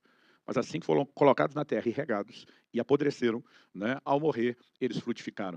E acredito que alguns de nós, as sementes são no estilo da tumba do faraó, né? Estão intactas, não morreram. E se não morrer, não produz fruto. Né? O que leva a semente a morrer é uma decisão do coração de realmente entregá-la. E eu gostaria de chamar a sua atenção para 3 verdades bíblicas em cima do que Paulo está falando. A primeira delas é que o coração com que ofertamos faz toda a diferença. Nós já vimos porque o sacrifício de Abel foi aceito e porque o sacrifício de Caim foi rejeitado. Tinha a ver com a atitude do coração. Nós vimos porque a oferta da viúva foi considerada melhor e maior do que a dos ricos. Tinha a ver com a atitude do coração. Então, se a nossa oferta expressa generosidade, se ela expressa, né, alegria, o prazer, a disposição de dar, ela de fato entra numa categoria diferente. Agora, por quê? Porque Deus espera de mim e de você generosidade. Sabe que a preocupação de Deus com a generosidade é que a gente invista mais, é que o nosso aporte financeiro no reino seja maior? Não. Porque nós já vimos que Deus não está atrás do dinheiro, Ele está atrás da atitude do coração. Então, por que, antes de mais nada, Ele quer generosidade? Quando Paulo escreve aos Filipenses, ele diz no capítulo 4, no verso 17, não que eu procure o donativo, eu procuro o fruto que cresça para a vossa conta. Então, Paulo está dizendo, não estou ensinando vocês a ofertar porque eu estou interessado no que vocês vão entregar. Paulo diz, eu estou interessado no que isso vai liberar na vida de vocês. E nós precisamos entender que o que isso vai liberar não é meramente financeiro. É muito maior do que isso. Em primeiro lugar, eu acredito que Deus espera que eu e você aprendamos a expressar generosidade, porque o caráter de Deus é generoso. E um dos anseios de Deus, Ele criou o homem para isso, é que o homem se pareça consigo. Então, por exemplo, Efésios capítulo 5, verso 1, diz que nós temos que ser imitadores de Deus como filhos amados. Quando a Bíblia vai falar, nos ajudar a mensurar o amor de Deus, João 3,16 diz, Deus amou o mundo de tal maneira que deu seu Filho unigênito. A capacidade de expressar amor de Deus é vista no seu poder de doação. Tiago capítulo 1, verso 5, começa falando de sabedoria, depois aplica qualquer coisa, diz, peça a Deus que a todos dá liberalmente, generosamente. Deus é generoso. E Ele espera que eu e você tenhamos um caráter que se parece com o dele, que se assemelha ao dele. Eu tive 2 momentos na minha vida, Kelly e eu tivemos, né, vamos completar 27 anos casados, temos 2 filhos, um que está com 24 anos, vai nos presentear agora em setembro, já com o 2º neto, e temos uma filha com 21 que se casa agora em dezembro. Eu tive 2 momentos na criação dos meus filhos que estão entre, assim, os momentos tops, das declarações mais prazerosas que eu, como pai, já ouvi da boca deles. O primeiro deles, meu filho tinha talvez perto de 14, talvez 13 a 14 anos de idade, e um dia ele olha para mim e diz, pai, eu quero ser que nem você quando eu crescer. Eu falei, é mesmo, filho? Que legal. Ele falou, é sério, pai. Eu quero pregar como você prega, eu quero mover nos dons do Espírito como você move, mas, acima de tudo, eu quero ter um caráter como o teu. Eu falei, o que você entende de caráter? Me explica isso. E ele começou a falar de coisas que eles vinham observando nos últimos 2 anos e meio no meu comportamento. E eu não fazia ideia que esse menino tivesse com um radar tão acurado em tudo aquilo que eu fazia. E eu fiquei impressionado, né? E ele me disse assim, eu quero ser como você quando crescer. E ele conhece a versão sem cortes, aquela dentro de casa, né? De um pai que não é perfeito, de alguém que é limitado. E mesmo assim, dizendo, o Senhor me inspira, eu quero ser como você. Né? Para um pai, ainda que tenha consciência das suas limitações, ouvir de um filho que quer ser parecido com ele é inspirador. Quando minha filha tinha 9 a 10 anos de idade, um dia estávamos voltando de uma cerimônia de casamento, e nós começamos a entrar no assunto de casamento, ela começou a fazer perguntas. Chegou uma hora, eu falei, chega, filha, você é muito nova para falar dessas coisas. Ela falou, pai, já até sei o tipo de marido que eu quero. Quando ela falou isso, foi como se apertasse um botão para ligar o vulcão, para ele entrar em erupção. Meu lado, pai, ciumento, já foi ativado na hora. Né? E quando ela falou, já até sei, a minha cara mudou, meu rosto mudou, e eu já ia soltar os cachorros para cima dela. O que é que você sabe? Você é uma criança, você não sabe de coisa nenhuma. E a hora que eu ia soltar os cachorros, Dona Kelly do meu lado, mulher de Deus sábia, ela rapidamente me faz um sinal assim de tempo. Tipo, tempo, respira. Ela fez assim, ouve primeiro, fala depois. Aí engoli todos os cachorros que eu estava para soltar para cima dela, esperei um pouquinho e falei, e que tipo de marido seria esse? Ela olhou para mim, deu um sorriso tão lindo, falou, alguém que me trate que nem o senhor trata a mamãe. Eu pensei, como é que eu vou falar mal disso agora? Só para não perder apoio, falei, difícil vai ser achar um desse, menina. Graças a Deus, acho que ela achou um talvez melhorzinho. E, sabe, aquilo ficou na minha memória. Eu falei, puxa, minha filha conhece minhas limitações, mas ainda assim, ela consegue ver algo que inspira. Para um pai humano, ainda que limitado, isso já é gratificante. Imagina o Pai Celeste, que nos criou com o propósito de que nós possamos refletir quem Ele é.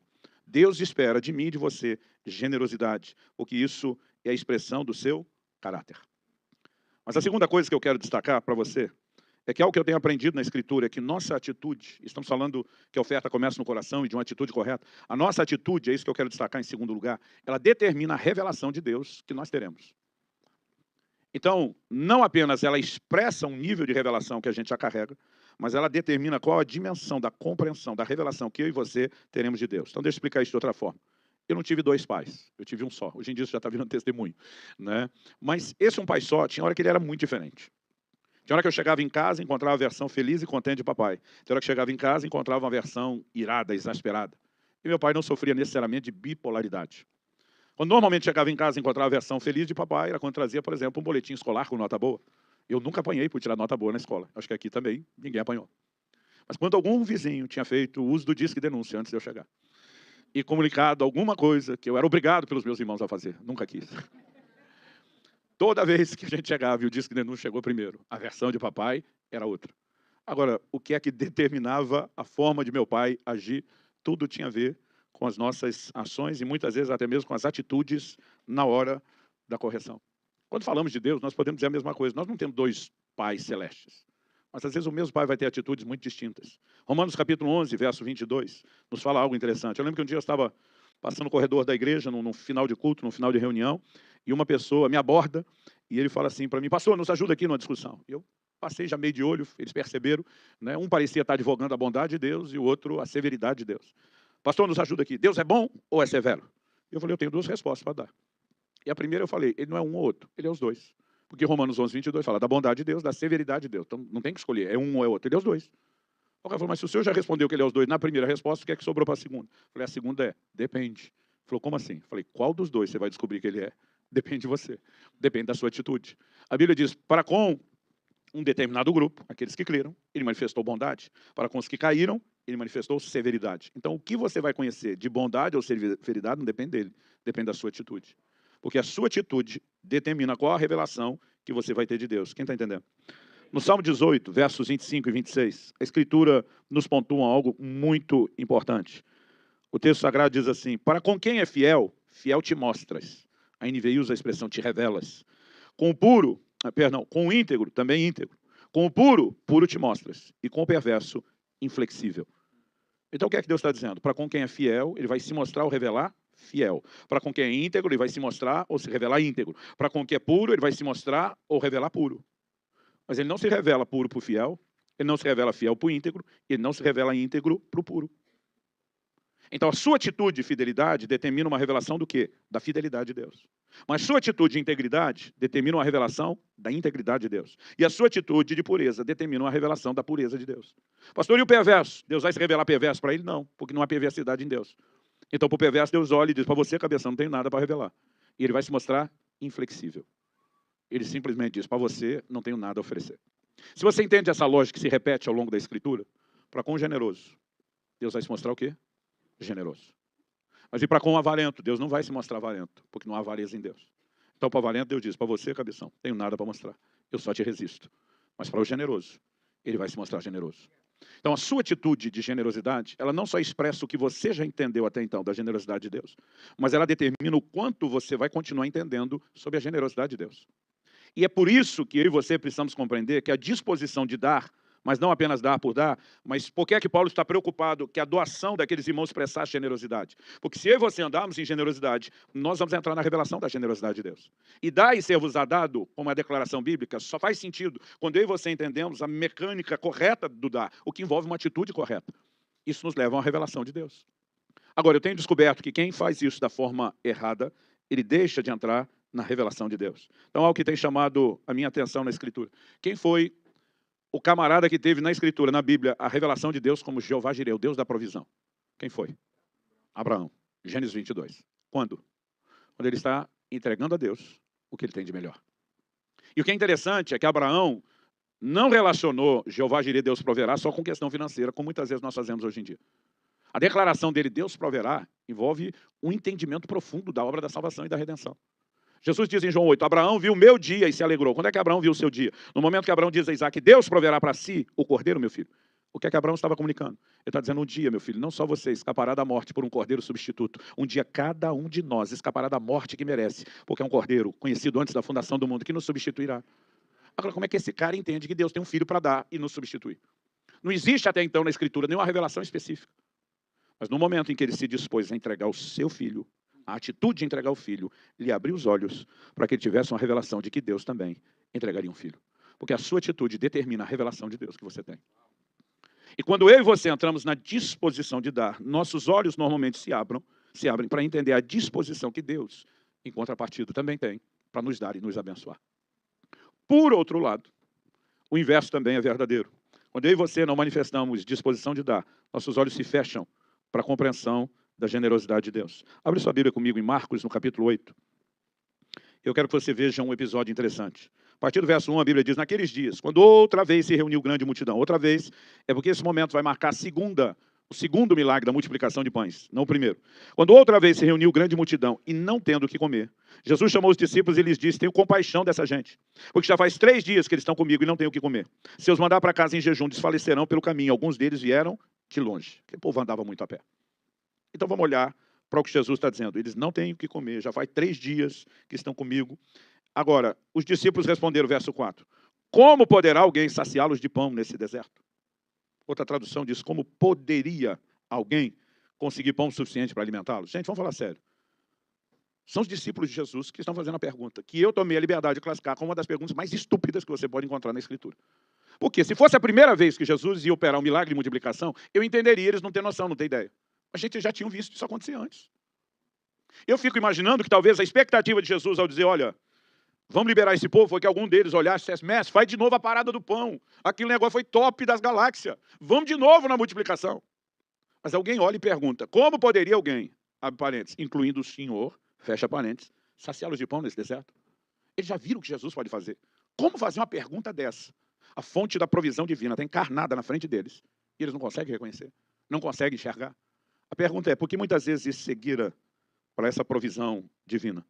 Vamos continuar lendo, verso 5. Então Jesus perguntou, quantos pães vocês têm? Eles responderam, 7. Então mandou o povo assentar-se no chão, e pegando os 7 pães, partiu-os, após ter dado graça, e deu-os aos seus discípulos, para que estes os distribuíssem, repartindo entre o povo. Tinham também alguns peixinhos, e abençoando-os, mandou que estes igualmente fossem distribuídos. Comeram, se fartaram, e dos pedaços restantes recolheram 7 cestos. Eram cerca de 4.000 homens, então Jesus o despediu. E o verso 10 diz, logo a seguir, tendo entrado no barco, juntamente com seus discípulos, foi para a região de Dalmanuta. Então Jesus faz uma pergunta, quantos pães tendes? Particularmente, eu não acredito que eles tinham essa resposta na ponta da língua, quando o Senhor Jesus perguntou. Eu imagino que eles tiveram que fazer uma checagem entre a multidão. Era muita gente. Jesus disse, eles já não têm o que comer. Esse povo está 3 dias comigo sem ter o que comer. Então, eles vão descobrir quem realmente se programou para mais tempo e ainda tem alguma coisa sobrando. Imagino que talvez os 12 se espalharam e daqui a pouco eles voltam para a conferência. Quantos na sua área, Pedro? Aqui não rolou nada. E aqui, João? Aqui um só. E você, Tiago? Não, aqui não rolou nada. E você, Felipe? Aqui tem 2. E eles vão fazendo a checagem. E no final eles chegam à conclusão de que eles têm 8 pães. Pastor, o texto diz 7. Pois é, mas eu vou te provar que tinha 8. O texto diz que eles entraram no barco, logo depois da multiplicação de pães. Pula comigo para o verso 14, que explica assim: ora, os discípulos se esqueceram de levar pão, e no barco não tinham consigo senão um só. Se eles esqueceram de levar pão e o pão está no barco, o pão estava lá o tempo todo. E é impossível que quem quer que seja deles, que era responsável pela provisão da viagem, que deixou aquilo, não soubesse que aquilo estava lá. Mas na hora que eles fazem a conta, ok, 7, mas o nosso 8. Imagina alguém dizendo, 7? Não, mas tem o nosso 8. 7. Deixa o nosso quieto. Mas Jesus não perguntou só o pão do povo, é quanto tem todo mundo, nós estamos incluídos. 7. Da outra vez tinha mais gente, menos pão, ele resolveu o problema. Deixa o nosso de fora, deixa o nosso quieto. Por que eu acredito que alguma coisa rolou? Porque a Bíblia diz o seguinte, verso 15, Jesus os preveniu dizendo, fiquem atentos e tomem cuidado com o fermento dos fariseus e com o fermento de Herodes. O Evangelho de Mateus explica que quando Jesus usa essa expressão do fermento dos fariseus e do fermento de Herodes, está falando da doutrina. Mas o verso 16 diz, eles começaram a discutir entre si dizendo, e diz isso porque não temos pão. Tipo, agora nós estamos levando dura porque não trouxemos pão. Verso 17, Jesus percebeu isso, que eles estão argumentando que é pela falta de pão, e perguntou, por que vocês estão discutindo sobre o fato de não terem pão? Vocês ainda não percebem nem compreendem. Têm o coração endurecido. Têm olhos e não veem. Têm ouvidos e não ouvem. Quem acha que Jesus está feliz com eles? O tom da pergunta, não. Né? Vocês não percebem, não compreendem, têm o coração endurecido, têm olhos, não veem, ouvidos, não ouvem. Aí ele dispara. Não se lembram de quando partiu os 5 pães para os 5.000? Quantos cestos cheios de pedaços vocês recolheram? Eles responderam 12. Ou seja, também não era amnésia da primeira multiplicação. Pode dizer diante de Jesus, como poderia alguém fartá-los de pão nesse deserto? Jesus pergunta, quantos cestos sobrou? Eles respondem, sobraram 12. E aí ele faz a pergunta, e de quando partiu os 7 pães para os 4.000? Quantos cestos cheios de pedaços vocês recolheram? Responderam, 7. A pergunta é, por que sobrou 12 da primeira vez? Porque eram 12 discípulos, e cada um voltou com seu cesto cheio. Mas agora ele pergunta, e agora quanto sobrou? Ele diz, dessa vez só 7. Ao que Jesus lhes disse, vocês ainda não compreendem? Traduzindo, caiu a ficha dos 6 não? O que me faz acreditar que 5 dos 12 estavam metidos na conspiração do pão escondido. E eu tenho a implicância que o miserável do Judas, avarento, ladrão, e o Tomé, incrédulo, estão no grupo dos 5. Mas isso é só uma implicância, não é uma revelação. Então vamos lá. Se eu e você entregamos ou não entregamos o nosso pão, temos disposição ou não temos de entregar, isso não necessariamente vai mudar o que Jesus vai fazer pela multidão. Eu me lembro de ocasiões onde os pastores, na hora de levantar a oferta, apelavam, e comigo funcionava. Eu lembro de uma vez chorando, se você não contribuir, a porta da casa de Deus vai fechar, os ímpios vão para o inferno, e só faltava dizer, a culpa é sua, seu avarento. Eu na hora dizendo, não quero que ninguém vá para o inferno, por minha culpa, dava logo um 10, alguma coisa. Mas deixa eu te dizer uma coisa, se você não contribuir, a porta da casa de Deus não vai fechar coisa nenhuma. Jesus disse, eu edificarei a minha igreja. Com você ou sem você, ele vai fazer. Se você não participar, quem pede é você, não é ele. Agora, a pergunta é, se você não participar ou participar da forma errada, como é que isso te afeta?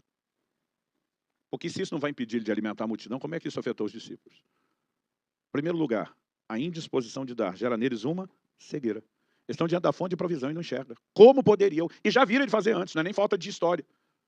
Mas eles estão lá incapazes de vivenciar um novo milagre. Por quê? Para o fiel, Deus se mostra fiel. Para o íntegro, ele se mostra íntegro. Para o puro, se mostra puro. Para o generoso, se mostra generoso. Mas para o perverso e o avarento, Deus resiste. Então, naquele momento de avareza, Deus está dizendo, não tem nada para mostrar a vocês. Eles estão limitados a uma cegueira. E Jesus diz, como que vocês não compreendem? Como que vocês não percebem? Como que o coração de vocês permanece duro? Como que os olhos de vocês não enxergam? Como os ouvidos não ouvem? Eu imagino, talvez, a indignação de Jesus. Eu já multipliquei pão para a multidão 2 vezes. Vocês acham que ela está brigando porque tem um pão para os 13? Com 7 pães, alimentei 4.000 homens, fora mulheres e crianças. Com 5 pães e 2 peixinhos, alimentei 5.000 homens, fora mulheres e crianças. Vocês acham, seus bandos de cabeção, que eu ia reclamar porque tem um pão para 13?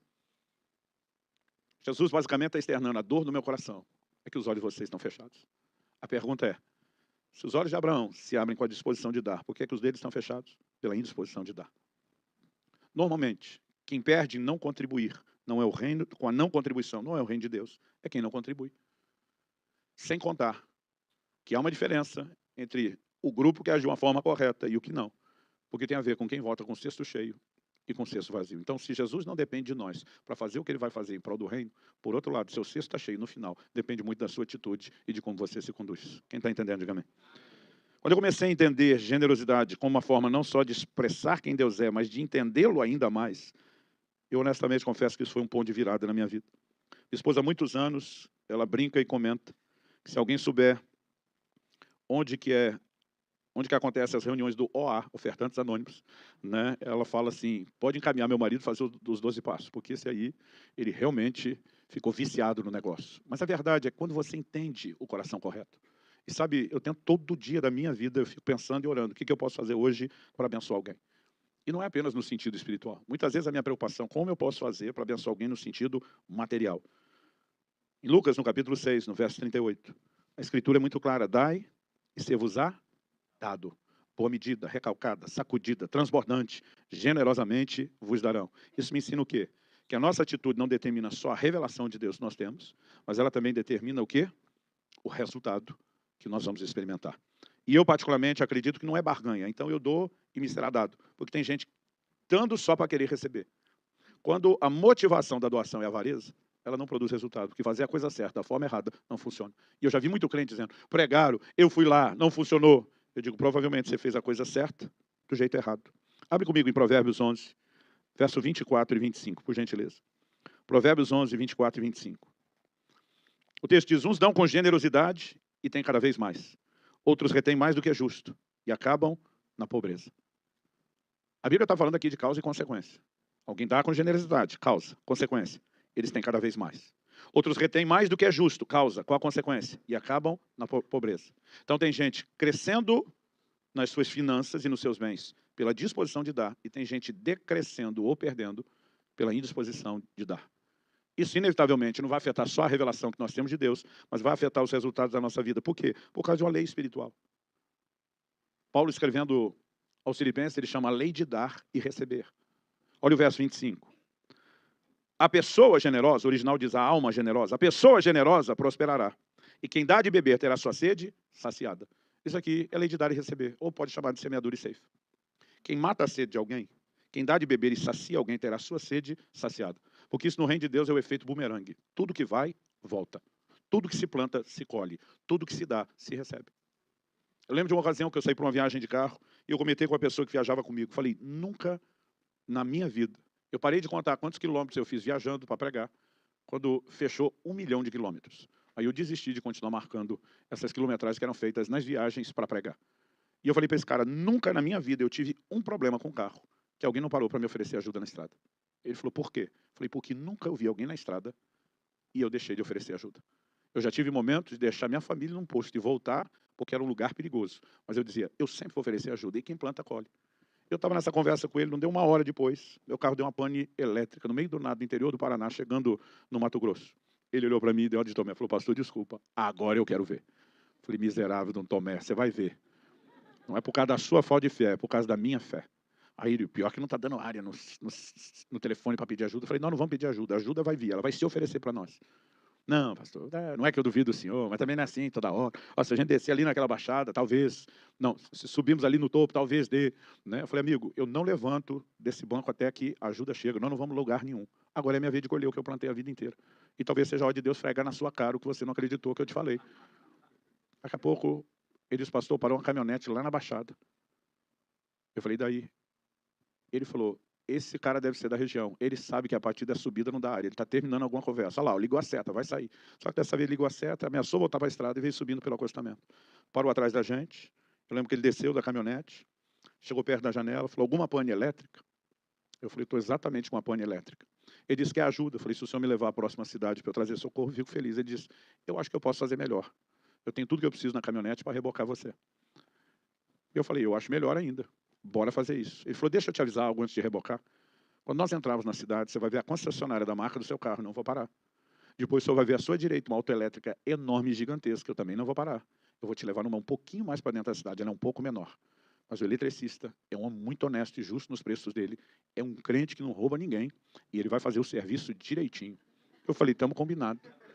O menino olha para mim e fala, é sempre assim? Eu falei, sempre assim, até quando eu tenho alguém como você do meu lado.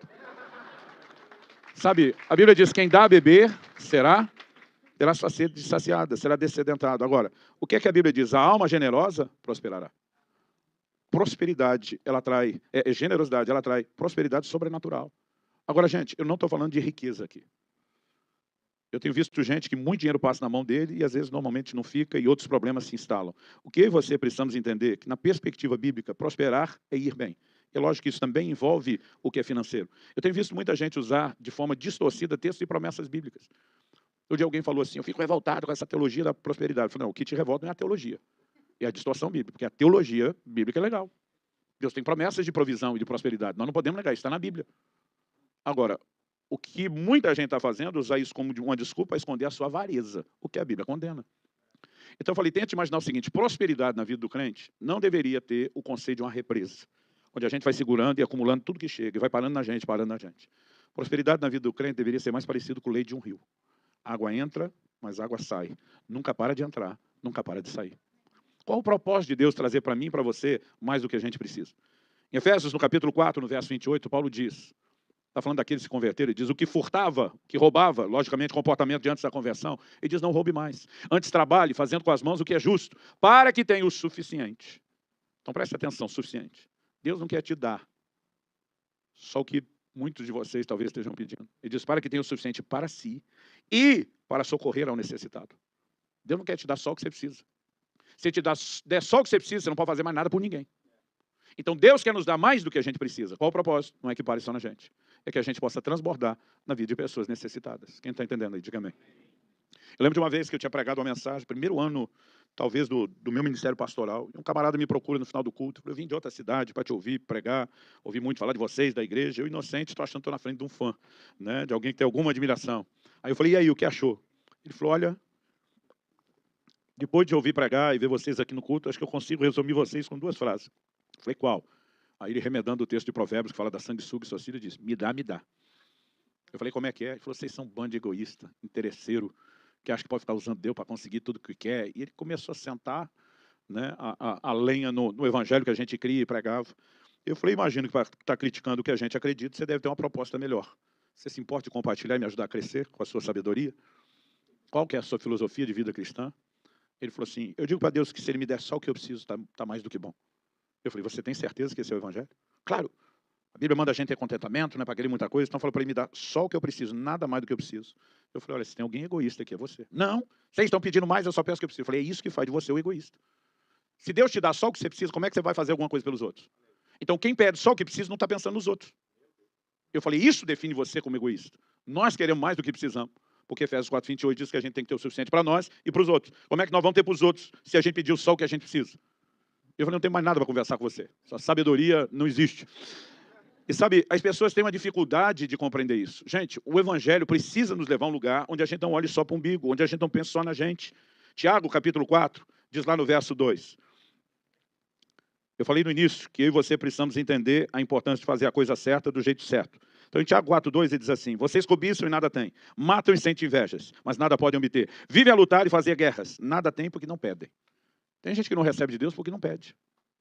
Mas olha o que ele diz no verso 3, pedem e não recebem. Aqui é outro grupo. O primeiro não recebe de Deus porque não pede. O segundo até pede, mas não recebe. Por que não recebe? Ele diz, porque pedem mal. Então, fazer a coisa certa para receber de Deus, que é pedir, mas do jeito errado, não funciona. Qual o jeito errado aqui? Ele diz, pedem mal para esbanjar em vossos próprios prazeres. Toda pessoa que ora pensando só em si, sem a preocupação de dividir com os outros, é um candidato a ter sua oração ignorada.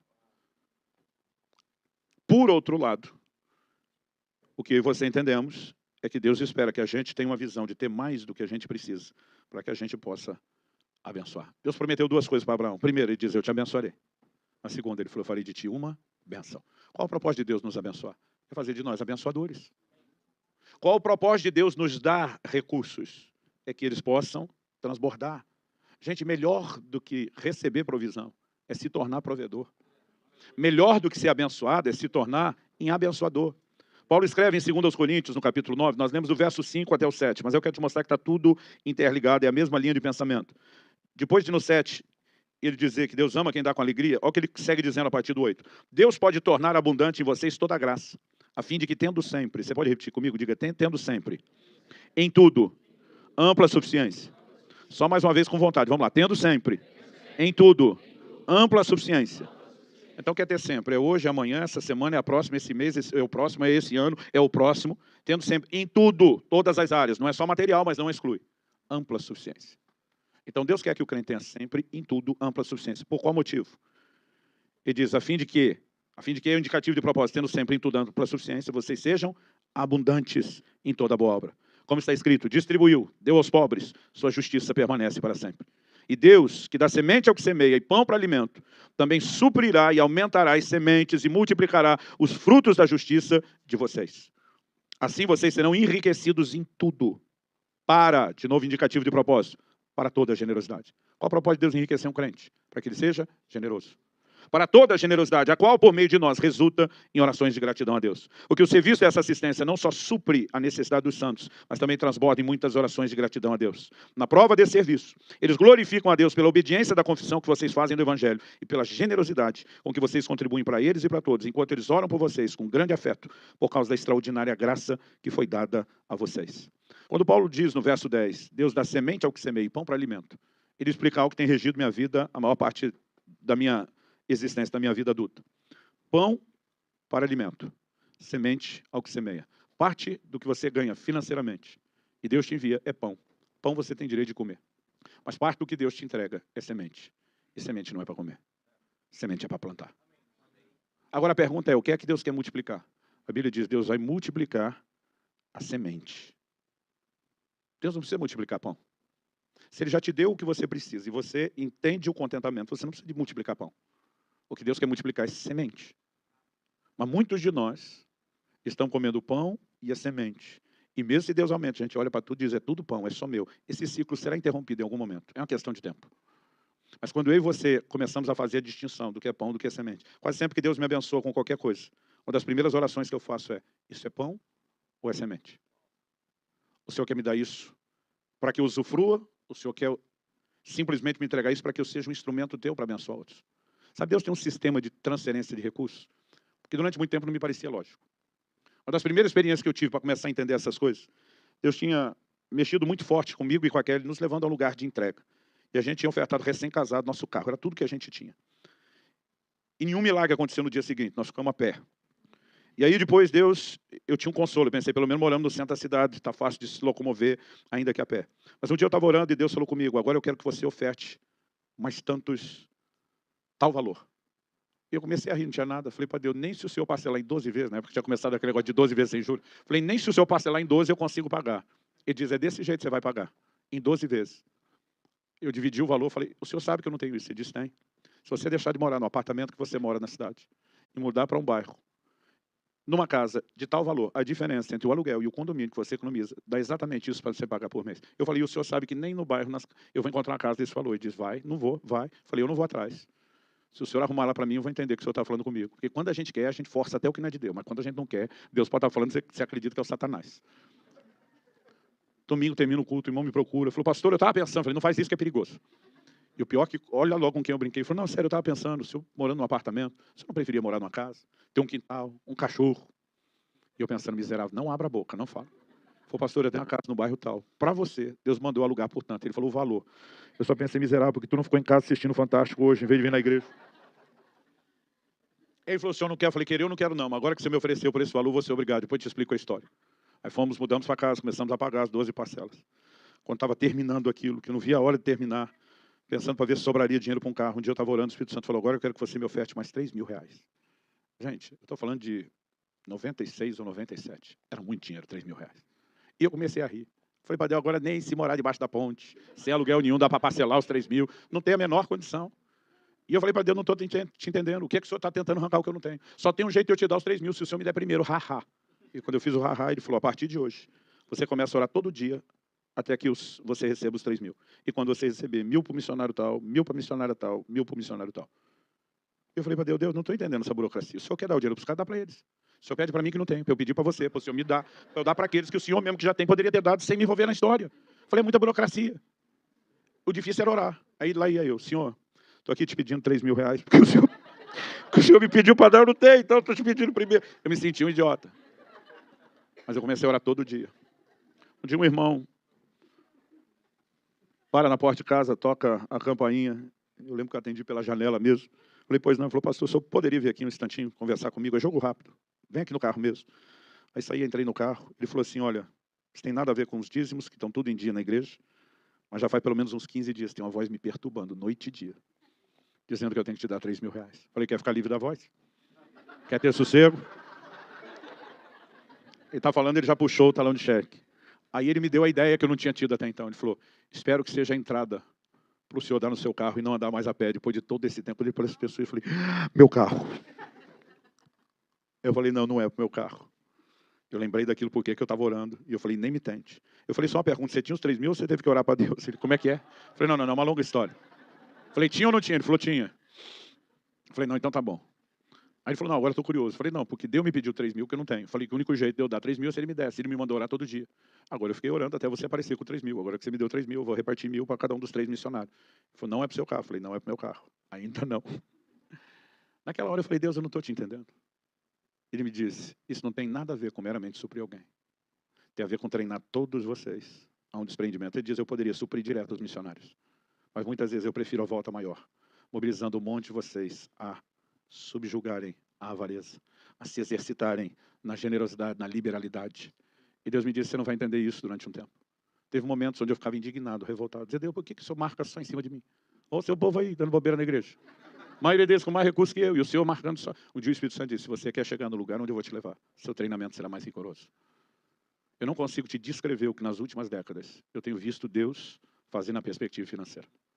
Eu tenho vivido os milagres mais extraordinários que você pode imaginar. Eu não tenho conhecimento de ninguém, na nossa igreja, estou falando de milhares de pessoas, que tenha botado tanto dinheiro naquele prédio, como eu fiz. A pergunta é, como um pastor consegue viver isso?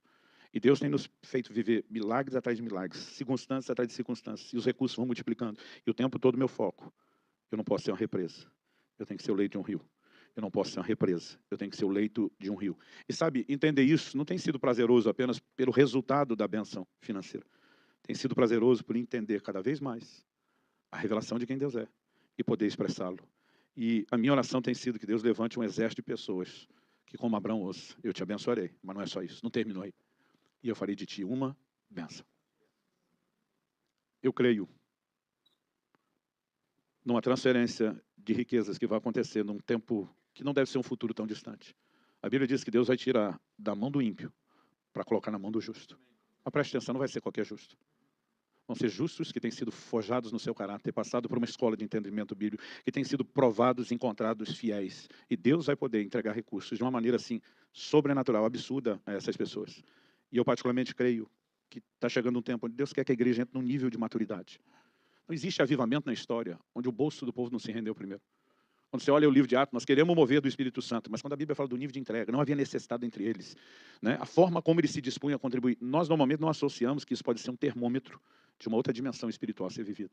Mas quando essa área é subjugada, coisas extraordinárias acontecem. E acredite, bênção financeira é mero efeito colateral. Nunca foi o propósito. Mas há um lugar de maturidade em Deus. Eu quero encerrar falando de algo que eu não acho que é só para todo mundo daqui. Paulo, eu sinto muito forte da parte de Deus. Que o programa chegou a hora de formular, não vou dizer nem reformular, formular um programa social diferenciado na vida da igreja. Assim como uma visão missionária. Porque não existe prosperidade só para indivíduos, mas também para entidades. Quando a gente entende generosidade, quando a gente anda em generosidade, isso é um grande diferencial. Você recebe essa palavra em nome de Jesus? Eu quero te encorajar. Gostaria que nós pudéssemos ter um momento final de adoração, mas que também fosse um tempo de oração. Eu gostaria, como parte do nosso tempo e momento de culto, de permitir que quem quiser deixar uma expressão de adoração e de gratidão a Deus possa fazer isso. Você não tem nenhuma necessidade de fazê-lo, muito menos de fazer algo aqui que você normalmente não faça pela sua igreja local.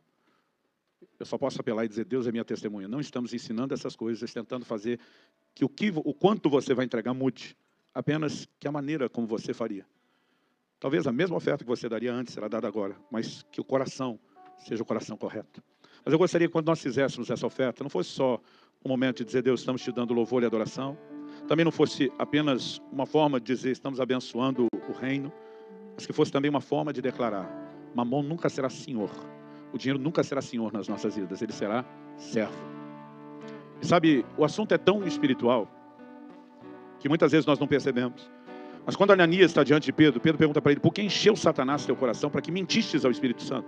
Primeiro ele está dizendo que quem começou o trabalho no coração de Pedro foi o Espírito Santo, mas quem terminou foi Satanás.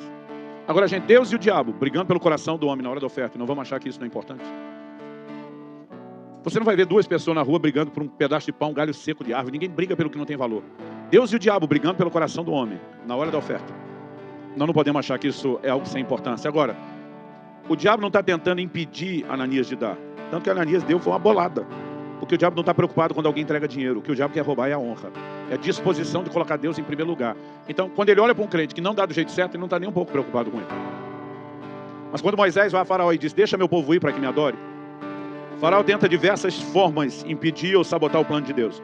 Primeiro, ele diz: vamos encher o povo de trabalho para que eles não tenham tempo de pensar em adorar a Deus. Mas depois ele começa a oferecer contrapropostas.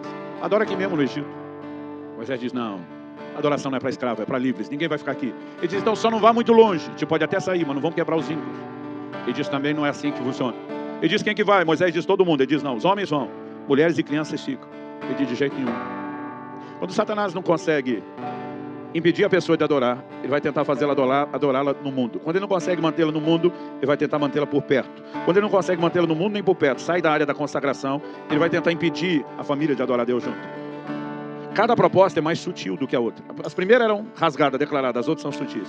Qual foi a última das propostas? A mais sutil de todas. Ele está dizendo: ok, não precisa ficar nem no Egito, no mundo, nem por perto. Pode pegar as famílias todas. Agora imagina o diabo dizendo: eu não vou lutar para comprometer sua consagração, nem contra a sua família, desde que... Olha a última proposta. Ele diz: mas os rebanhos ficam, o gado fica. Moisés diz: o quê? Como diria o bom carioca da Baixada: o quê? Ele diz: não vai ficar uma unha. E a indignação de Moisés agora parece ser maior do que com as famílias. Ele pergunta: como iríamos nós e não sacrificaríamos ao Senhor nosso Deus? Sabe o que ele está discernindo? O diabo diz: eu entrego tudo, mas se eu segurar essa área na vida de vocês, já me dou por feliz, porque eu ainda estarei bagunçando a vida espiritual de vocês. Parece a última área que se rende, parece a última que Satanás solta ou negocia, mas é uma das primeiras onde Deus diz: eu preciso trabalhar isso em você. Uma igreja que tiver um entendimento correto e se render a Deus profundamente nessa área, vai viver a plenitude de Deus, não apenas como bênção financeira, mas em todas as outras áreas, eu não tenho dúvida disso. E eu espero que o que você ouviu hoje te ajude, não apenas a contribuir mais, somente a fazer isso melhor. Se o fazer melhor te levar ao entendimento de fazer mais, isso é com você e Deus. Mas a minha intenção hoje é apenas te ajudar a fazer a coisa certa, da forma certa, e crescer e romper espiritualmente com isso. Pai, nós oramos e pedimos que nessa noite, aquilo que o Senhor está comunicando não se prenda somente ao nível da razão e da compreensão humana. Que o Senhor dilate a nossa mente, amplie a nossa percepção, traga a revelação da Tua Palavra.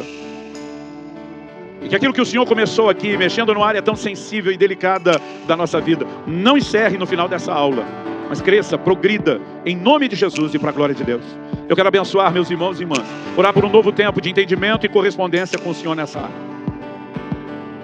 Pedir a graça do Senhor sendo derramada para aplicar de maneira prática essas verdades. E nessa hora te entregamos nossa adoração não apenas na forma de uma canção, mas ao contribuir, queremos também expressar a nossa compreensão dessas verdades e a nossa disposição de honrar o Senhor.